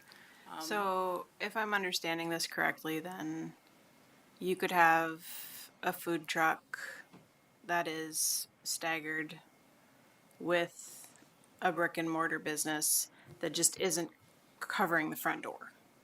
Like, that's the purpose of this. Yeah, Just to thinking of move something them as long as out like of the front door. sociable, right? It's a very long Yes. building, and so if you go outside of their service window, that food truck might still cover part of their Okay. building, but it would be a Just very not small part. Directly in front of the front door. Yes. Okay. Thank you. That's helpful. Thank you, Vice Mayor St. Clair. And I see what you're saying. You know, it could be a food truck entrance or service window to a brick and mortar, a food truck entrance or service window, and so we're able to accommodate everybody Offset. from the street there. Commissioner Keener, then Commissioner Koshin, but I did see, Mr. Manager, do you have something to Yeah, jump in? there was one quick additional thing that gets considered that we haven't talked about. That's fire hydrants. So as we're doing the event review, we look at where the fire hydrant or the fire marshal does, and they have to be they have to remain open for a certain section in that zone. The fire hydrants on that side of Western are all on the north side of the road, because that's where the water main is, and so that knocks out a lot of the real estate on Western. So when I said a lot of Western would get knocked out, that was the factor I neglected to also mention. I apologize. Fire hydrant. Yeah. Commissioner Keener, follow. Almost forgot. Oh, just for consideration, so I don't know how that would work with fire department, but we have all that space behind the front door too. So I'm just thinking of something like I go to Deli in the Alley every year in Detroit. And so those are like, I think, innovative ways that we could utilize food trucks as well, especially for when the ball drops, is having that area Yeah. available for food trucks as well. I definitely can see that happening as downtown continues to grow, is finding these pockets of areas where it's more identified downtown as really here's the limit of where food vendors can be, but we still have some flexibility as we continue to grow. Thank you, Commissioner Keener. And Commissioner Coach. Thank you. Sorry, this came up after you said something. I was like, oh, what about that? So you had mentioned Lakeside. One of the special events that is newer to Lakeside is the Fall Festival, which is phenomenal. They do an Yes. amazing job with it. But there's places like the Lakeside Emporium, and I don't know what they're going to be qualified as far as zoning goes, but they typically have the singer, the jazz guy underneath there, the puppet guy underneath there, and then right next to their door they have the like hot dog vendor. Would that be an issue then? That's on private property, so that would not fall underneath this, and Okay. that, I would still say that exceptions could be sought if the existing restaurant was open to it. Okay, all right. The- So if the the standard existing would be restaurant this. is okay with that, then that's a different story. Okay, I just wanted to get that clarification because I don't want to stop them from doing that because that's something that they do frequently. And then the other question was with regards to like plazas, but I think you kind of answered it. So, but like the plaza that has Slappies. Because Slappies is on one end, but there's multiple doors to get into that plaza. Are we just considering the main door for that individual restaurant, or is it going to be any door on a plaza if that connects to that restaurant? I guess I would picture the restaurant's front door, but we can evaluate it as those come up. Right now, there's not anything on Lakeside, and especially Lakeshore Drive. The frequency of that being closed will probably be limited to when the businesses request it, which I think will probably be limited to Fall Fest for now. Right. That application just came through recently, but they didn't request any food vendors on the road itself. Okay. All right. Thank you. Thank you, Commissioner Cochin. Commissioner Kogo, I think the only person we haven't heard from. Anything to? All right. Commissioners, anything to ask or add before we go to vote? Just one question. Yes, okay. Commissioner German. Okay, now, because I want to make sure I heard you correctly, we're just specifically talking about the blockage of the food trucks or vendors blocking the front entrance of these brick and mortar buildings. And now, from the building to the curve, that's, a walkable space, and citizens will be walking or visitors will be walking, so they would still have access to get into those brick and mortars, correct? And the 20 feet is now, just say for instance, like the door there behind you, and you're 20 feet, away from the brick and mortar building. You would have to basically move maybe 20 feet the other way, or would you still be able to be in that vicinity, in that area? I don't know if I'm fully understanding the question. So it would be 20 feet from like the front Brick and mortar, door. yep. Yeah. That the food vendor could not be placed within that 20 feet. So they would be about 20 feet away from that front door. Okay, down some. Yes. Down, okay. So it's somewhat, they'll still be in the area. Somewhat, yeah, Yes, okay. no, they would, yeah, you would definitely all be visible within it. It would be if you picture Legends, next door is Dr. Gunderson's. Yeah, yeah. A food vendor could be placed in front of Dr. Gunderson's because it would be right between Legends and Walker's, by more than 20 feet. So that's a visual that is not likely just because there's a fire hydrant there, but I think that's the easiest one to picture. Yeah. Thanks for that clarification. It gives me a better understanding, but basically you're working on trying to find better ways to make things work. And, businesses and also other business owners can both work together. Yeah, having the events and businesses coexist and both be harmonious together. Okay, thank you. Thank you, Commissioner German. All right, if there's nothing else, roll call, please. Commissioner Gorman, Yes. Commissioner Cochin, Yes. Vice Mayor St. Clair, Yes. Mayor Johnson, Yes. Commissioner Kilgo, Yes. Commissioner Keener, Yes. Commissioner German. Yes. Motion passes. Thank you. Thank you, Mrs. Ernie. Next up, Vice Mayor St. Clair, 880 First Street, demo asbestos change order number 2. I move to approve the asbestos abatement proposal submitted by Asbestos Abatement Incorporated for the property located at 880 First Street, Muskegon, Michigan, in the amount of $53,562. Support. We have a motion by Vice Mayor St. Clair, supported by Commissioner Cochin. Good evening. Welcome. Please introduce yourself and kindly report out on this item. Good evening, I'm Jake Eckholm. I'm the Director of Development Services for the City of Muskegon. So, as I think most of us know, we've contracted late last year for the targeted demolition of the partially deconstructed building at 880 First Street downtown on the corner of First and Clay. One of the pieces of that contract was for the company to conduct an asbestos survey and then get us pricing, which came back initially at $41,000.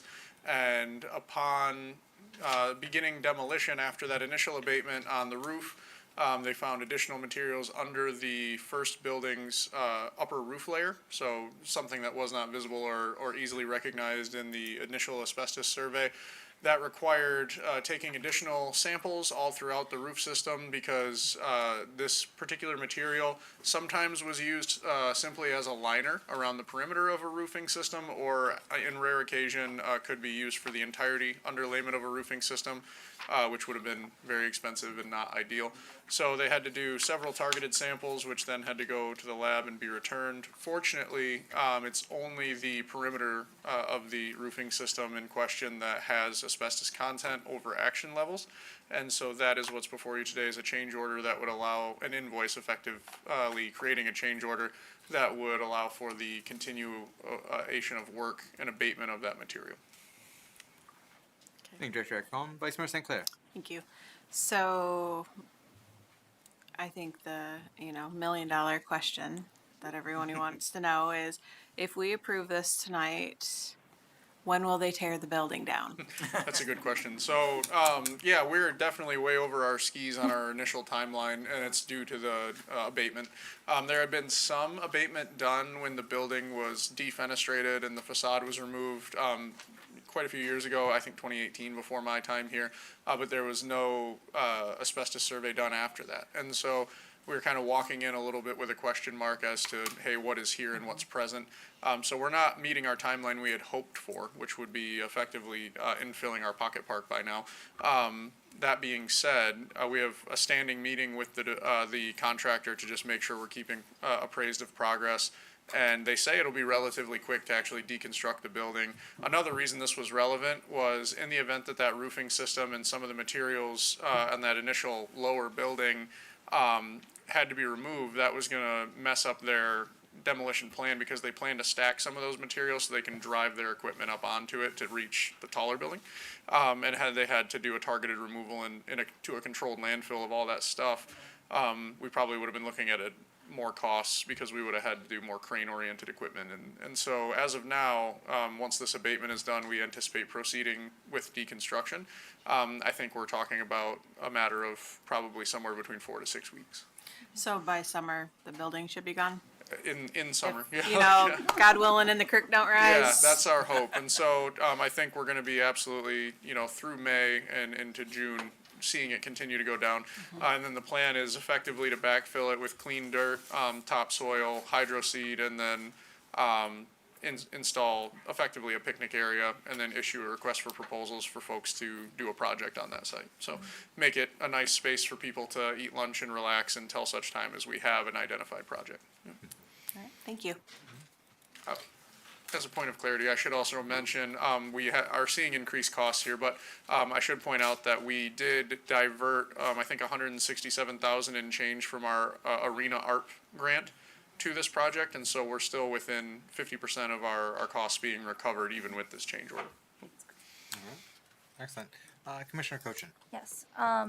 So this is going to sound very out of character for me, but I'm wondering if before we looked at the demolition of this building, if we ever talked to anybody or considered building it into a parking ramp. We did not consider a parking ramp, but I can give some context as to why. So the girder design, and it actually is reflected in the previous proposed project at that site. The girder design really is designed for like a multi-floored office building with effectively office quadrants. And so even when they proposed underground parking there, they can only get somewhere between 13 and 16 spaces. And that is before you get into the steel lattice structure. So it would be very cost inefficient to reconstruct that building because it is steel construction. And so all the interior structural supports are integral to its stabilization. And then I can't speak to whether or not it would actually be engineered appropriately to support the concrete, the decking that would be necessary for a parking ramp. So it's also a lot smaller than it looks from the street when you're in it. So it would be, I think the turning radiuses and the amount of spaces you would get would not be cost effective for that use. Okay, all right, thank you. Thank you, Commissioner Cochin. Anything else to ask or add, commissioners? All right, roll call, please. Commissioner Cochin? Yes. Vice Mayor St. Clair? Yes. Mayor Johnson? Yes. Commissioner Kilgo? Yes. Commissioner Keener? Yes. Commissioner German? Yes. Commissioner Gorman? Yes. Motion passes. Thank you. We have no unfinished business, and we have some new business. Item A, pole banner policy. So we may proceed. May I have a motion? I move to approve the pole banner policy as presented. We have a motion by Commissioner Kilgo, supported by Vice Mayor St. Clair. Welcome back, Mrs. Arney. Please report on this item. Jackie Ernie, Superintendent at the Department of Public Works. So actually reviewing the user fee schedule just this year, we noticed the existing fee for hanging and removing banners that has not been charged that I'm aware of since I've been here in over 7 years. And so from looking in historically, it was created back in 2008. Recently, we've had more requests to hang pole banners, especially downtown, and it didn't seem right to just start charging a fee even though it exists without a policy in place and to review those fees. We also don't have a formalized process right now. Currently, it's really just educational institutions and events that have hung banners downtown and in Lakeside, and so that's just what we're looking to continue as more or less our current practice, but to formalize it through a policy and through an application. Commissioner Kilgo. Thank you. Just for a little bit more context, the poles we're talking about are like the light poles or the poles that have like the flags that kind of stick out a little bit. You can kind of see them while you're driving. And when I read through the policy in our packet, it just says, well, we have set fees for it, and then like no selling of stuff, no political stuff, different parameters of what will be on there. And then if we implement this, then if there's an event or a nonprofit or something like that, good for the community, and they want to put up something, we'll be able to charge them and then facilitate putting them up. What I didn't read is they provide the banners themselves. Yes. Okay. Yep, it would be on the institution or organizer to provide us the banners, but we have to hang them. Thank you. Thank you, Commissioner Kilgo. Vice Mayor St. Clair, anything? No. All right, commissioners, anything to ask or add? We're going to vote? None? All right, roll call, please. Vice Mayor St. Clair. Yes. I'm sorry, was there a motion in a second? It was Commissioner Kilgo, supported by Vice Mayor St. Clair. Thank you. Sorry about that. Mayor Johnson, Yes. Commissioner Kilgo, Yes. Commissioner Keener, Yes. Commissioner German, Yes. Commissioner Gorman, Yes. Commissioner Cochin. Point of information, I'm sorry. I was just thinking about it. Is this fee applicable to like our neighborhood associations, like the Lakeside Neighborhood Association? It would be, yes. This wouldn't fall underneath the special event policy that they would be exempt from. I guess that's a little bit more in the gray area in that the neighborhood association is not, it's not an event organizer or educational institution, and they kind of are under the umbrella of the city, so I guess I'd have to evaluate that more with the city manager.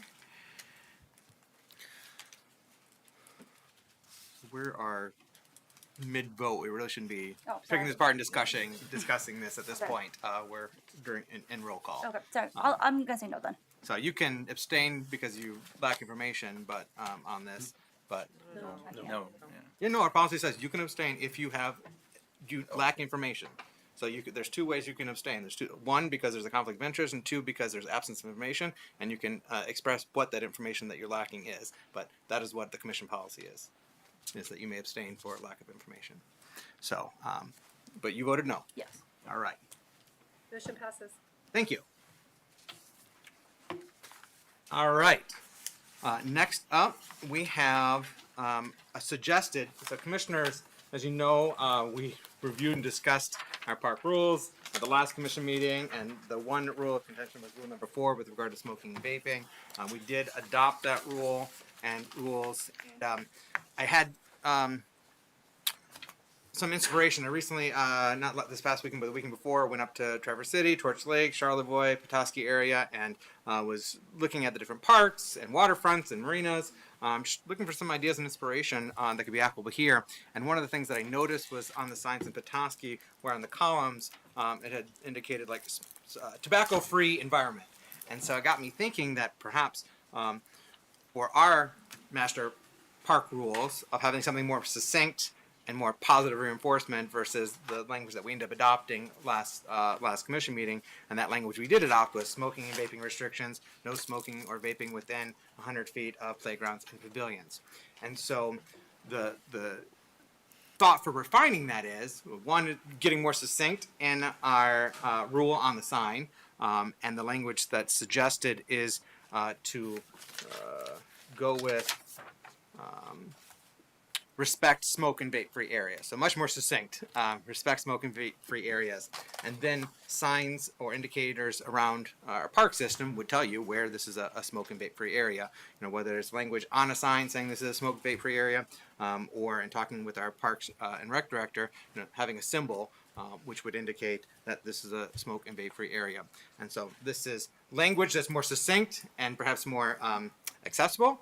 And then again, our interest is education primarily. We don't have ordinance powers to enforce it at this time. It's just to educate and encourage people to be courteous and not smoking in areas that we don't want that happening, particularly around playgrounds and the like. And so imagine that we will have, if the commission desires, subsequently have an ordinance amendment so that we could tack on those technical specificities or parameters in which you could enforce, such as that ordinance language could end up being, no smoking or vaping within 100 feet of these signs, so that it's tied to that sign.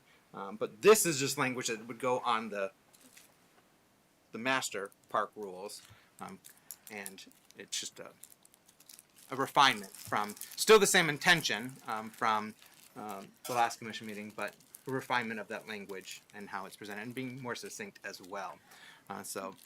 Commissioner Kilgo? Yeah, so my question would be the actual rule, what we implemented at our last meeting, no smoking or vaping within 100 feet of said areas, playgrounds and pavilions, would remain the same? So that would be where we choose. So this adds that flexibility with the new language of respect, smoke, and vape-free areas, because then you'd have the flexibility to choose this area is smoke and vape-free by adding that signage or indicator saying this is smoke and vape-free area. And so there's built-in flexibility in that regard versus that longer, clunkier 100 feet. And also there was some confusion about what constitutes a play area. And so that's why I think having it tied to a sign is important. And I'm not talking about the master sign, I'm talking about some indicator or sign saying where this is a smoke and vape-free area, because the initial verbiage that we used was 100 feet from a play area or pavilion, and some of the feedback I got was like, what constitutes a play area? Like, we play in this open grass field. Are we not supposed to smoke here or be able to smoke within 100 feet of this open grass field? Is it just a playground? Is it a soccer field, a disc golf course? And so it was a little unrefined in that regard. So my thought is, it's clear.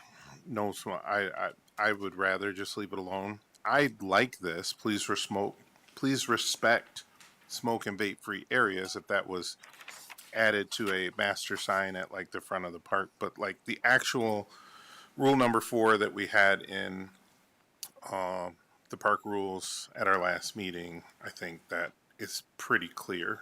So my feeling would just be to just leave it as is.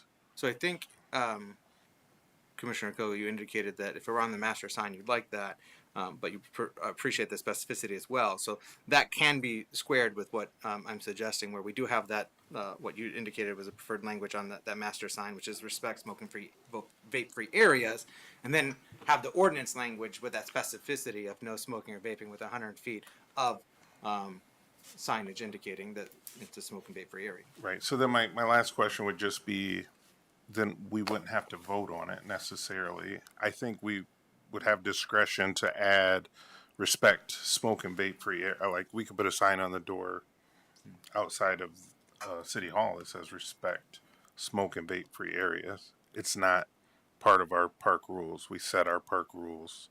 We can add this, but our park rules say already so the park rules has the specificity up front, correct, which takes away the flexibility for us.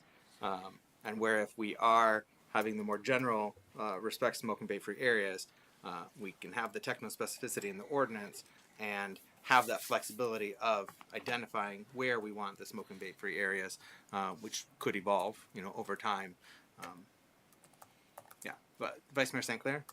So I hear what Commissioner Kilgo is saying, and I hear what you're saying, and in my mind, the sign is not the rule. So if we passed rules last week that said, or last month, I don't know, recently. 2 weeks ago, yeah. 2 weeks ago,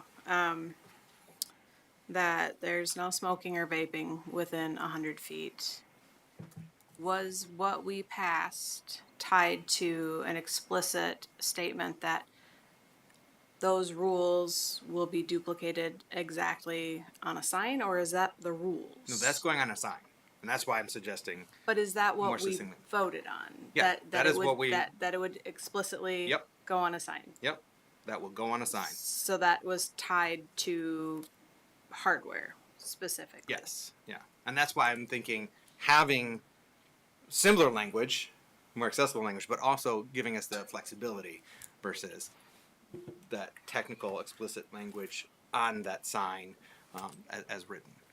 So if I understand correctly, what you're saying is we would have to develop an ordinance that says no smoking or vaping with 100 feet of, and then designate what that means. And then we would make signs that say, please respect the whatever. Well, the signs don't have to wait for the ordinance. The signs can go up with whatever language that we wish to have, and that's what we had voted on 2 weeks ago with that language. Right. Since we are at the subsequent meeting, we can do a motion to reconsider to refine that language if we wish. And in either way, an ordinance would have to be adopted if we wanted to be enforceable. Whether we stuck with the existing language or we refined the language, ordinance would need to be amended if we desire it to be enforceable. So this is isn't just law, it's just courtesy. This is what we're communicating to people who will come to our parks, how we want them to conduct themselves. Okay, and then my last question is, how do you sign that in an effective way around, I'm thinking at the beach, right? Like, are you going to put signs all the way around the perimeter of the play area to indicate that this is not for smoking? Like, I can't square that in my head, and I'm not sure what that looks like. So that would be fleshed out through the ordinance process, and which would need to be done regardless. Right. We're going to have to flesh that out, because if we stick with the language as is, okay, well, who's indicating 100 feet from where? Like, you say play Right. area and pavilion, but like, okay, what part of the playground, what part of the pavilion, There. da-da-da, like Yeah. so on and so forth. And so that would have to be hashed out regardless. In this case, I think there's built-in flexibility with the refined, simplified language on the master sign. And then you would have, park-specific sign or an indicator, that symbol of no smoking or no vaping, where you do not want smoking and vaping to exist or happen. And typically this can be around those areas that we have, I would imagine, where we have more concentration of particularly younger people playing and other people just congregating. Did I see your hand, Commissioner Gorman? No. No? Okay. Commissioner Cochin. Yes, thank you. So I hear what you're saying. So hear what Commissioner Kilgo is saying and what Vice Mayor Sinclair is saying. The other question that I'm kind of ruminating on is this concept that you're coming up with. Would that allow for flexibility in the instance that Commissioner German brought up at the previous meeting, the St. Joseph Park, I believe it was? Was that correct? Yeah. Yes. So if we wanted to make that unique and say we're not going to have a prohibition, yeah, you would just not put a sign there saying this is a smoke and vape free area. Okay. And then So there's that flexibility. Okay, thank you. And the other thought that's going through my mind is we have a lot of signage that is missing, and we don't seem to have the funds to replace it.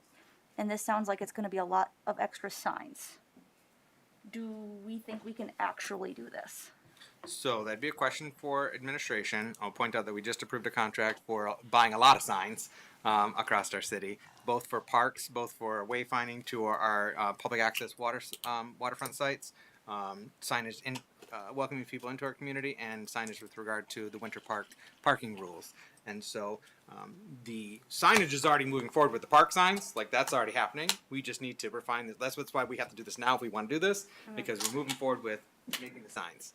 And so if we want to have that simplified or refined language versus smoking and vaping restrictions, no smoking or vaping with 100 feet of play areas and pavilions. Now that's on all the signs, and if you wanted to modify that, you'd have to modify the signs versus respect smoke and vape free areas. That has built-in flexibility where you are indicating around, so you don't want to have to change the main sign, because you can change which areas are vape and smoke free independent of that master sign.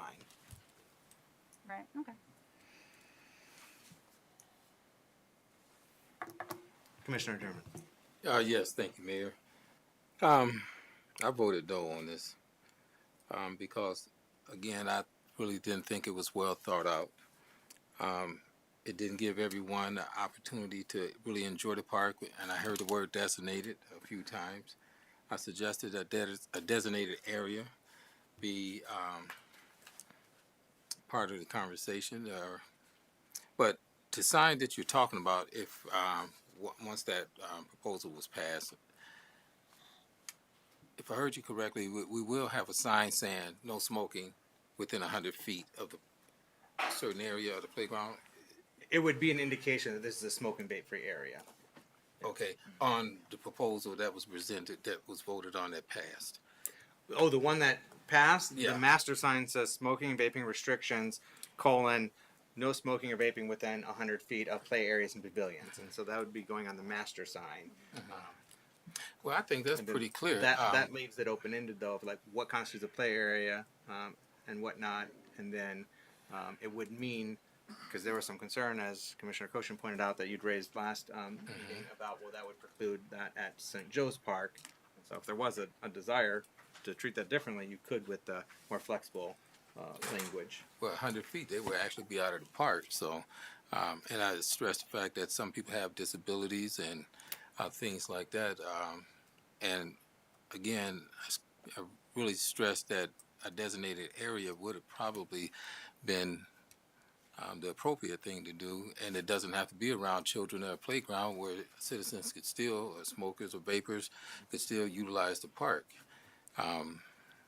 But proposing this, I'm just not in favor of it.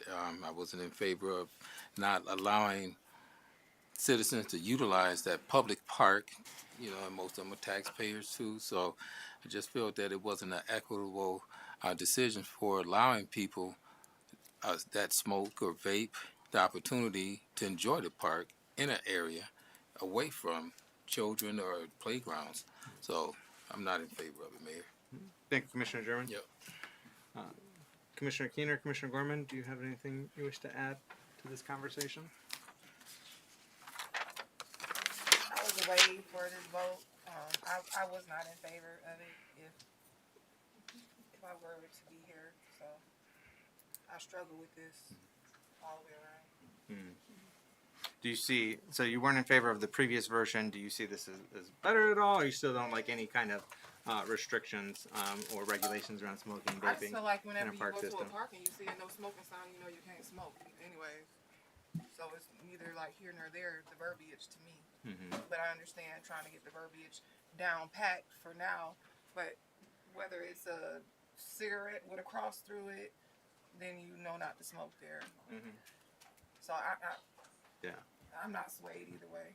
And that's what I'm suggesting with this. If we did have a respect smoke and vape free areas, then anywhere you saw that symbol, you're like, okay, no, not to smoke and vape here. It's a point to keep down on the verbiage and Even more succinct. or just a picture or a sign per section, per ordinance, blah blah blah, and you can go read the ordinance yourself. Okay. Yeah, just meant to be more succinct and straightforward, and kind of as one person I was discussing this said, this is more like positive reinforcement versus like overbearing, like no, don't do this, stay the way. Like it had just a different feel to them, or vibe, to them when it was discussed. But Commissioner Gorman, I have nothing to add. no indication. I mean, I can support this. I think this whole thing has gotten a little ridiculous. And that is why I don't want to add it anymore. Okay, so Commissioner Gorman would support this if we moved forward, but it's up to you all, commissioners, whether you want to move it forward. I'm simply presenting an option for refinement based on additional experiences and feedback. But it's ultimately up to any one of you to decide how to proceed. I have a question, Mayor. The Parks Committee, did you have this conversation with them or discussion? The Parks and Recreation Advisory Committee had already reviewed all this and made its recommendation, and its recommendation was to prohibit smoking and vaping in the entirety of our park system. Okay. And that's wasn't on the agenda, is that on the upcoming agenda? No, that was on the agenda 2 weeks ago. That one, and yeah. back in February. But So the changes with signs that I'm they've- talking about. So they've now twice recommended that smoking and vaping be prohibited in the entirety of our park system. And the commission did not want to go in that direction.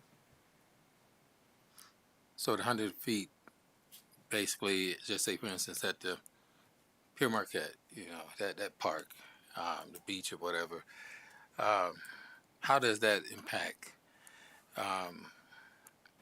vapors or smokers 100 feet from the playground? I mean, doesn't that pretty much explains or justify the vote that was passed, that they're not allowed to smoke around, the playground, and they'll be 100 feet away from that, but possibly still in the park or on the beach. So, I mean, how would that impact beachgoers there? I mean, if you proposing this language on the sign, I mean, what difference would it make? What difference would it make is that the existing language that had been previously adopted by the commission, deviating from the recommendation of the Parks and Rec Advisory Committee, was that 100 feet from play areas and pavilions. This is referring to respect smoke and vape free area. So wherever you see indications that this is a smoke and vape free area, don't smoke and vape around this. And so there'll be signage to reinforce as a smoke and vape free area versus you saw that master sign somewhere that said no smoking within 100 feet of a play area and pavilion, and you need to remember, oh wait, am I within 100 feet of this play area? Am I 100 feet of this pavilion? And so there's signage or indicators to reinforce, hey, this is a smoke and vape free area right here.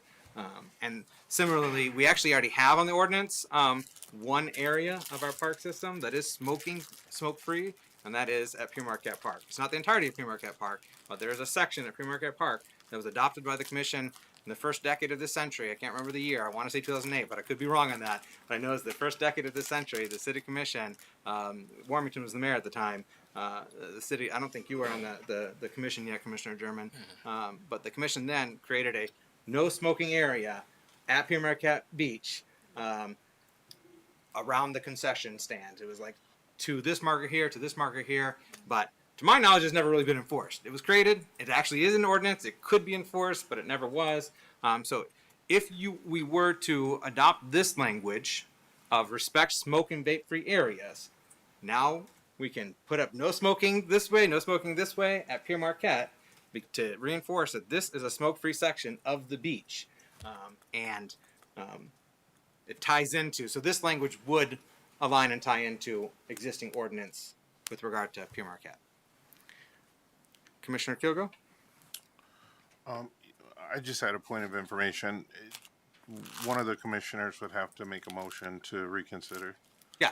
Would you like to ask the commission if they'd like to make a motion to reconsider? I kind of did. That's what I was asking. I was like, it's up to you all. Like, it's the ball's in each of your courts I understand. Make this motion. I understand. If anyone wishes to. So, I guess I will formally and explicitly say, commissioners, does anyone wish to make this motion to reconsider?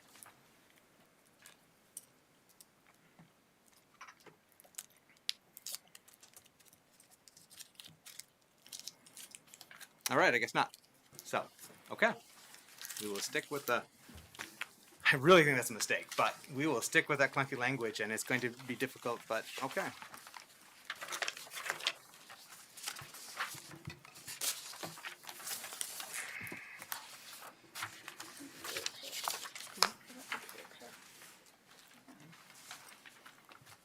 All right, commissioners, do you have any other business? Commissioner Gorman. Quick comment. I just really wanted to make sure the commission celebrated with city staff that the Michigan Strategic Fund did approve the transformational brownfield credit for Shell Walker. And so I'm so proud that those of us that were there that evening on February 11th voted in favor of that. And I really want to lift up our development services team, city manager, for going to battle for the residents of Muskegon and make sure that our city residents, our city, we're winning as a whole in that. And I'm thrilled that we're making headlines today on the west side of the state getting one of these incentive programs. So thank you, everyone. Great job. Thank you, Commissioner Gorman, and yes, congratulations to our development services team and to Parkland Properties and everyone involved with moving that project forward. It is a huge undertaking, and I'm so excited to see that former office manufacturing site redeveloped to create a lot more housing and new opportunities. So, Vice Mayor St. Clair. Thank you. I just wanted to make sure that everyone is aware that Pere Marquette Beach has been nominated by USA Today for the top 10 beaches in the country. I think that's a pretty incredible thing. We are actively in competition, so if you would like to see Pere Marquette become recognized as USA Today's best beach in Michigan, there is opportunity to vote every day until sometime in May. So when I checked today, we were in third place. I feel like we can do better. So, and the city shared that on the Parks and Rec Facebook page. So it might be other places too, but it's definitely there. So vote early and often. Every day through May 19th. Thank you, Vice Mayor St. Clair. Commissioner Cochin. Yes, you took my thing. I was going to mention that. So, but awesome. I'm really excited about that. The other thing that I wanted to mention was, if folks aren't aware, today is Earth Day, and there are a lot of really great organizations in the city of Muskegon who are working continuously, not just on Earth Day, but to try to clean up our city, and I really think that they're doing a great job. So if you're looking to get involved, one of the organizations that's really growing is the Muskegon County Litter, is it Litter Pickers? That sounds right. Yeah, it's on Facebook, and they work with the municipalities to get authorization to take care of the trash, and they're doing a great job. And then there's lots of other smaller groups that are doing this as well. James Coffey out of the Heights is doing it. And there's a group specifically to help the homeless that's working on this as well. So I'm really proud of our city for continually cleaning up, not just on Earth Day. And then the other thing that I wanted to mention was that early voting is coming up next week. So if you're ready to vote, next week is early voting. Thank you, Commissioner Cochin. And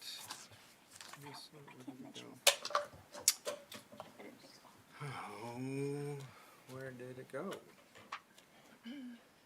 You have an update, Mr. Manager, while I find this. You're good. So I also wanted to let folks know that our city, specifically the Development Services Office, work has been nominated for an Ivory Housing Prize. We are now in the top 10 finalists, and later this year, Jake will be going to, or Director Ekholm will be going to Salt Lake City, where the prize will be awarded. There are some financial incentives that come with the prize, including helping with planning future efforts. So this is, as the director had mentioned when he was up at the podium earlier tonight, something that we're really excited about, and we're being recognized for the infill housing program that we have. So, and that there will be an article coming out on that shortly. Mm-hmm. Excellent. And there's an opportunity, I think, for a $100,000 prize if we win for that category, yes. Which I would imagine we'd be putting into a housing fund or reinvesting it right into housing, which would be great if we can achieve that. So a couple opportunities for volunteering and cleanup. There is one this Thursday, April 24th at 7 p.m. at Pere Marquette Beach, the Alliance for the Great Lakes for a beach cleanup. So come on out, 7 p.m. Thursday, April 24th for cleanup at Pere Marquette. And then also this Sunday, April 27th, you can come out to the AFL-CIO Hall downtown on Western Avenue starting at 8:30 a.m. The Muskegon Lake Watershed Partnership in concert with our local organized labor unions are putting on a shoreline, Muskegon Lake shoreline cleanup. And so there'll be sites along the shoreline that you can choose to. Everyone come down to the CIO Hall at 8:30.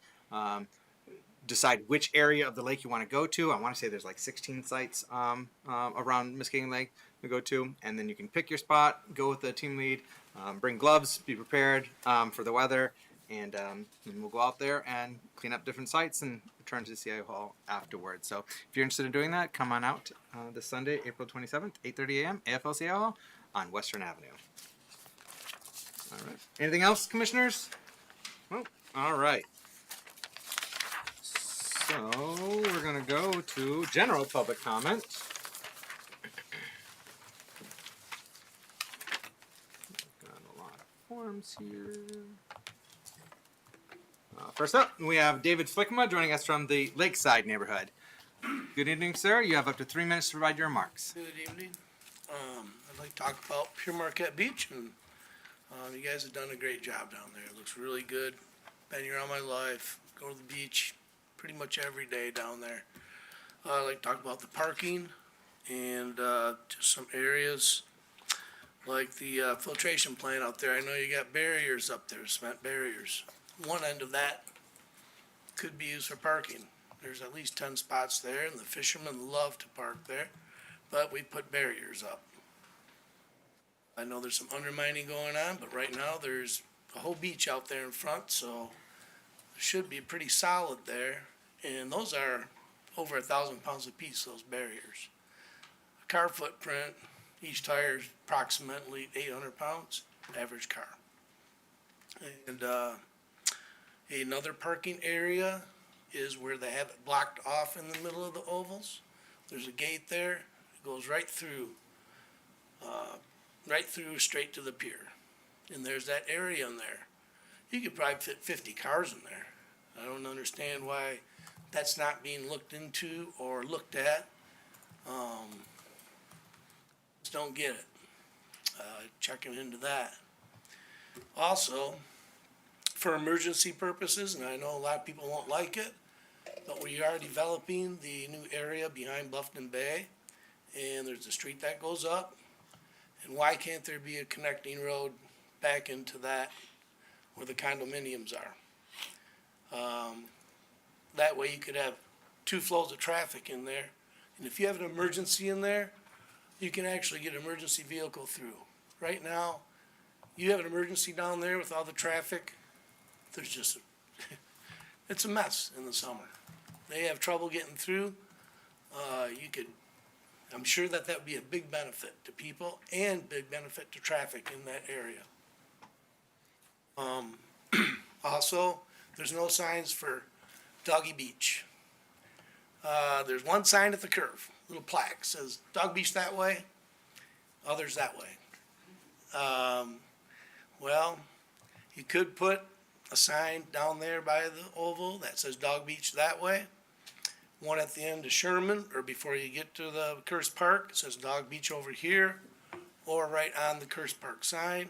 That could prevent people from driving around looking for Doggy Beach. They would know where it's at, and the sign would direct them where to go. And got 20 seconds, so let's see. One thing in the new area down there where you want to change everything, there's one thing that you guys didn't do, and make an alternative for camping. You have considered Dune Harbor Park, but that just seems to be too far out of the way, as far as I'm concerned. Thank you. Thank you, Mr. Flickma. All right. Going through the forms. All right. We have Deborah Floden. I don't know how to pronounce it. Deborah. I didn't know. I'm going to go first. Hello, Deanna, right? Hi, welcome from the Nelson neighborhood. You have up to 3 minutes to provide your remarks. I'm kind of new to that neighborhood. Being homeless for 4 years, I was able to find housing through Bernice Star, and I think we need to have more housing for seniors that get displaced. Because fixed income is not anything where we could go out and buy these nice houses that they're building. And there needs to be more housing for seniors.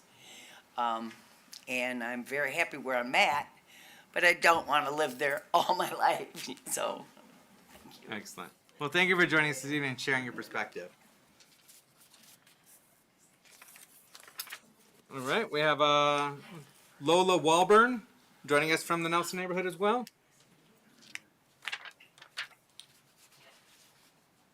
I would just like to tell you that I love the place where I live with that lady Star has got, and I feel safe there, and I probably want to stay there for the rest of my life.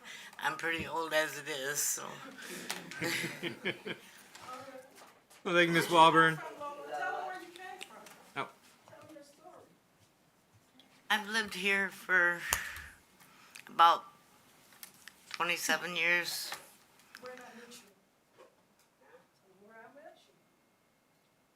She met me at the CRC building and from the mission. I stayed there at the mission for 3 months and I got a place with her. So I enjoy it. Well, thank you.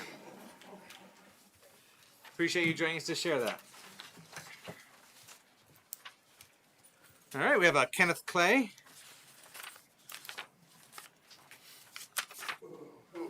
Welcome, sir. You have the 3 minutes to write your remarks. Yeah, I just want to say that I am grateful for the place that I'm at, due to Sister Bernice. I've been homeless, say about since 2024. I first moved here to Muskegon, staying at the mission. So being at the mission is a nice place to be, but you know, you gotta move around. They only give you so much to do there. So talking to Renice at the CRC building, she told me about the places you had.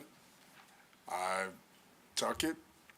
Now I am very comfortable where I'm at.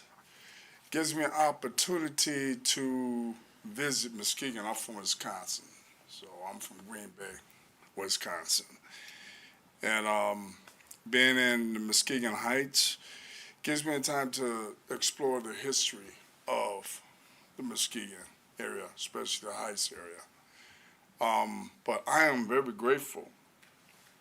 And I have to say one thing, I think there should be more housing, affordable housing for people that are the vets, people that serve our country, people that have mental illnesses, people that, from families that are struggling, because, you know, you watch the news and you see how what Trump is doing is impacting housing and living, and 60,000 people are going to lose their assistance for housing. So I just think that there should be more, how can I say, more organizations, more people to build more housing, more affordable housing for people to be able to live in a house.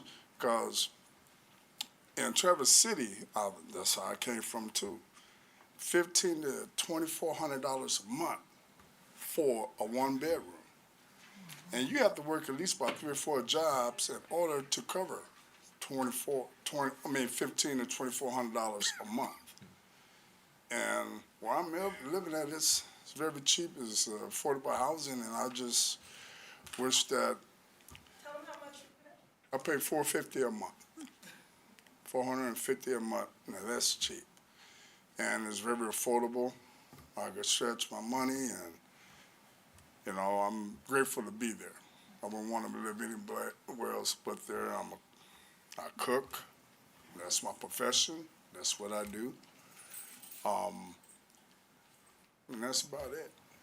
Thanks for listening. Thank you, Mr. Clay. Appreciate you sharing. Fellow Kenneth. All right, John Allen joining us from the Nelson neighborhood.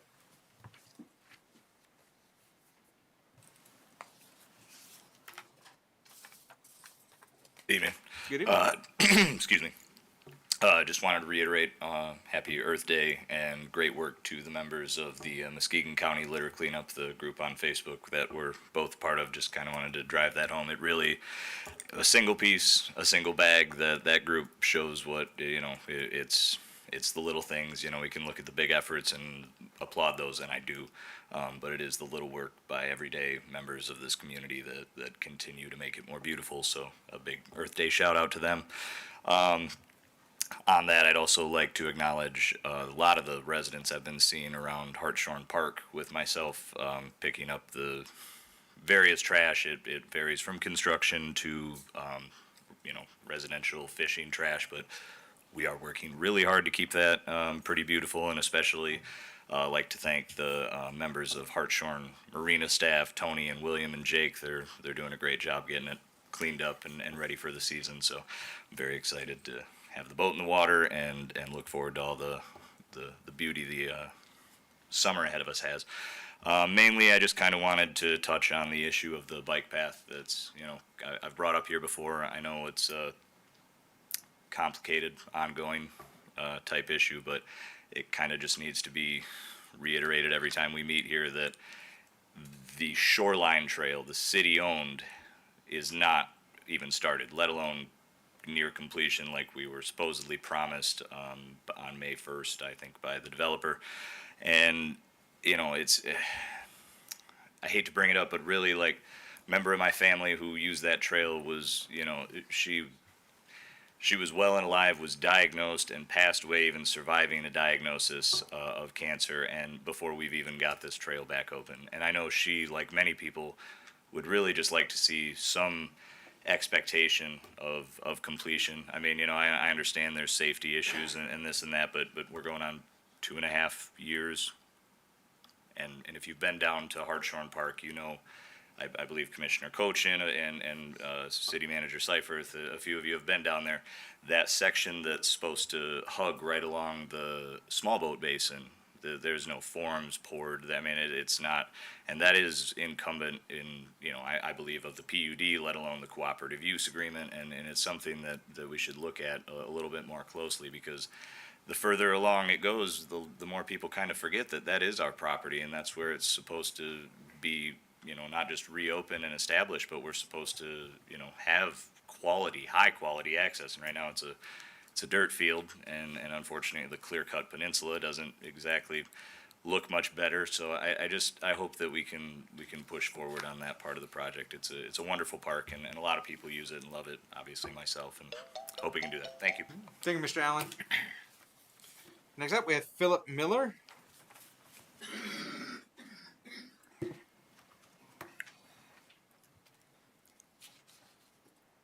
Welcome, sir. You have 3 minutes.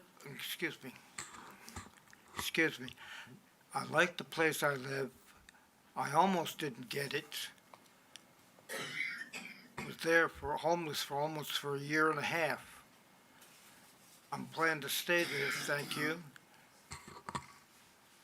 Thank you, sir. All right. Do we have saw her earlier, but I'm not seeing her now. Is Darlene DeHootie? She left. Okay.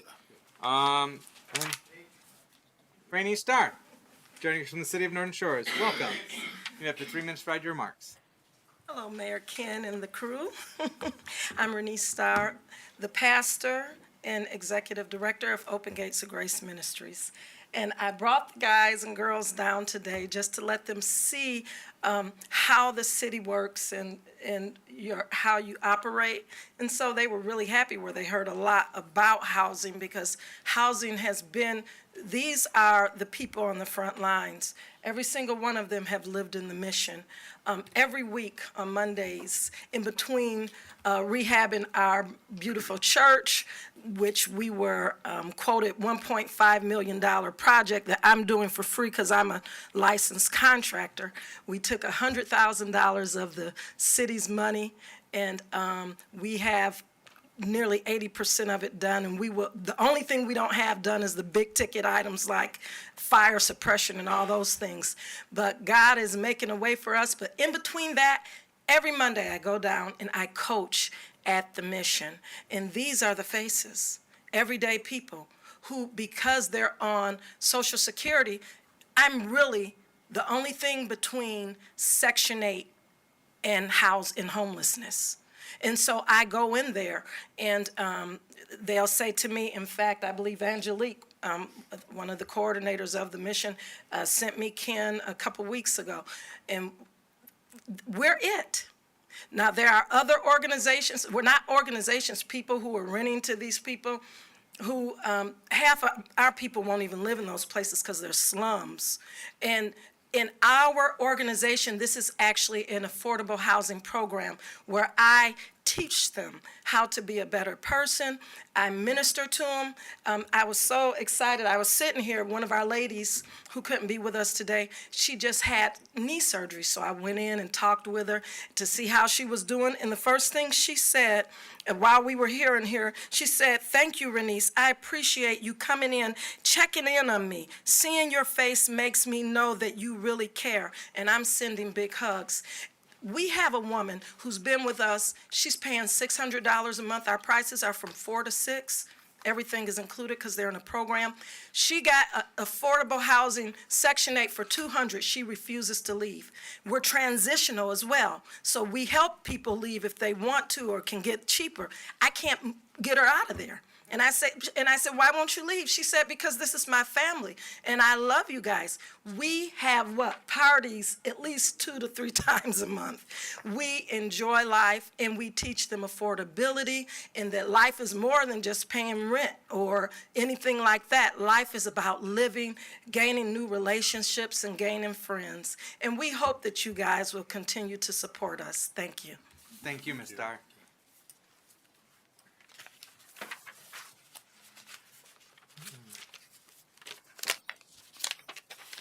We appreciate you being here this evening and the work that you do. Is there anyone else in the audience that wishes to give public comment at this time? Welcome, sir.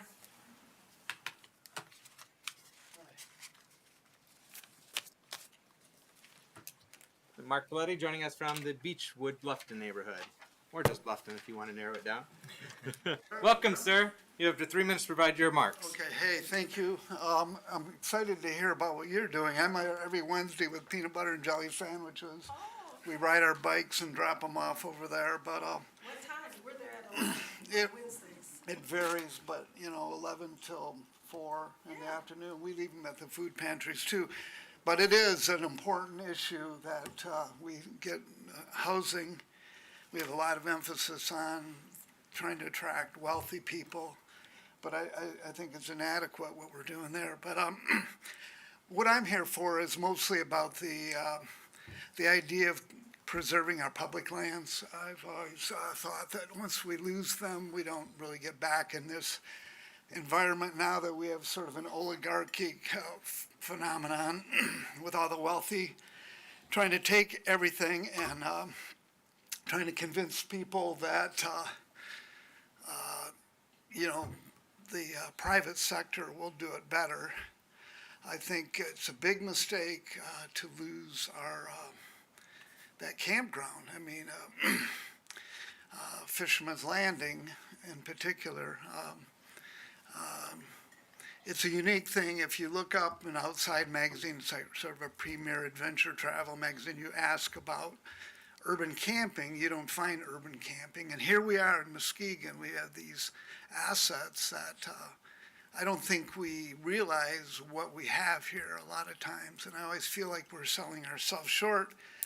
And I just think that we should never, ever give that up. I know there's other ideas and other things. If you want to do additional land on the side, or if you want to do a campground out at the place on Lincoln, I think that's cool too. But I think we need to really at a point now in Muskegon that we have to decide if we're going to just continue being an industrial dump ground or industrial, sort of backwoods kind of a thing, or one that we want to promote ourselves as an adventure travel destination, a tourist destination. We have a lot of infrastructure built up, all the microbrews, all the restaurants, all the specialty things downtown that we can throw a party, and people would like to camp at a place.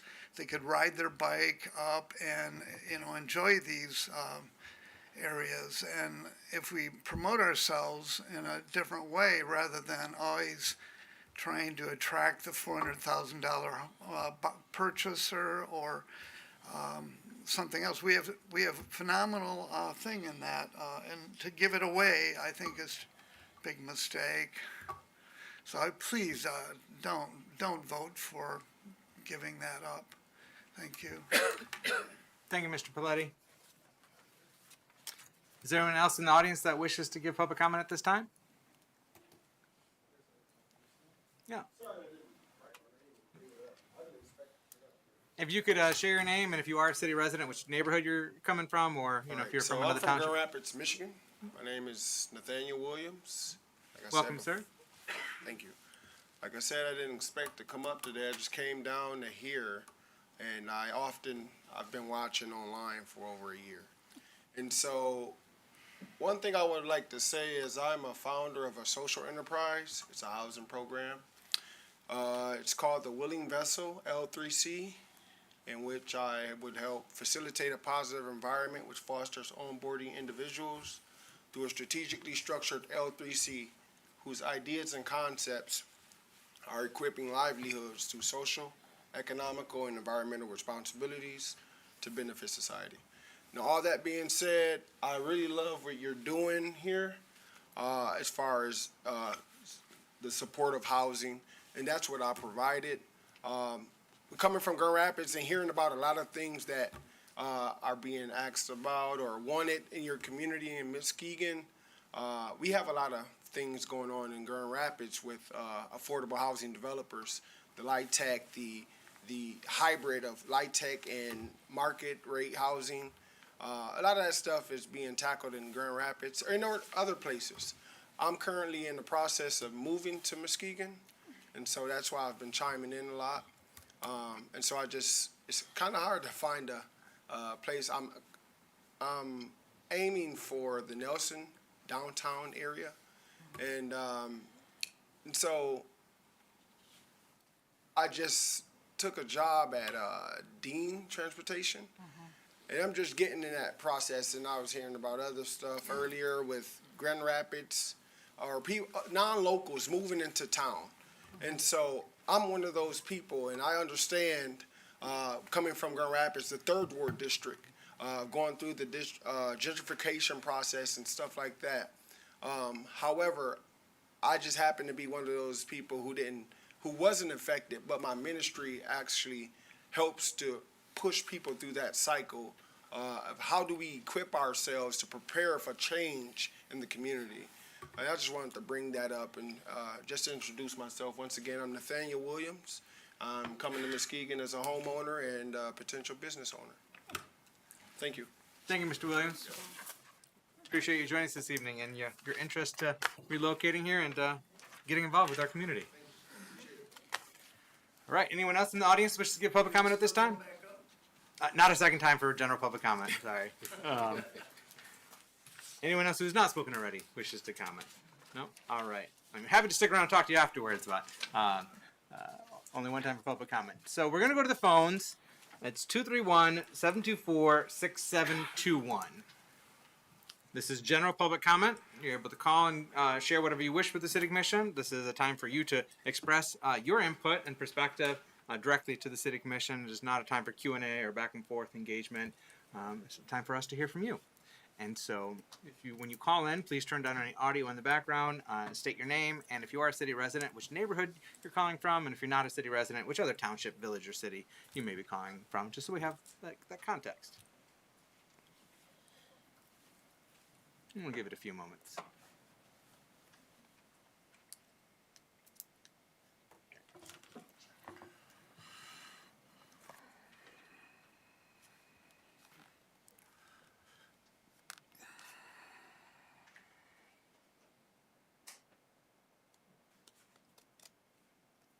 Does not sound like we have any takers.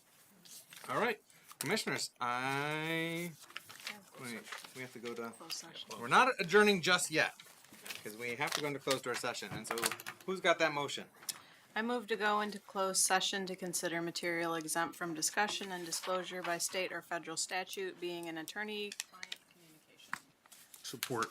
We have a motion by Vice Mayor St. Clair, supported by Commissioner Kilgo. Roll call, please. Commissioner Keener? Yes. Commissioner German? Yes. Commissioner Gorman? Yes. Commissioner Cochin? Yes. Vice Mayor St. Clair? Yes. Mayor Johnson? Yes. Commissioner Kilgo? Yes. Motion passes. Thank you. All right, we're going to take a bio break, and then we will reconvene in closed session momentarily.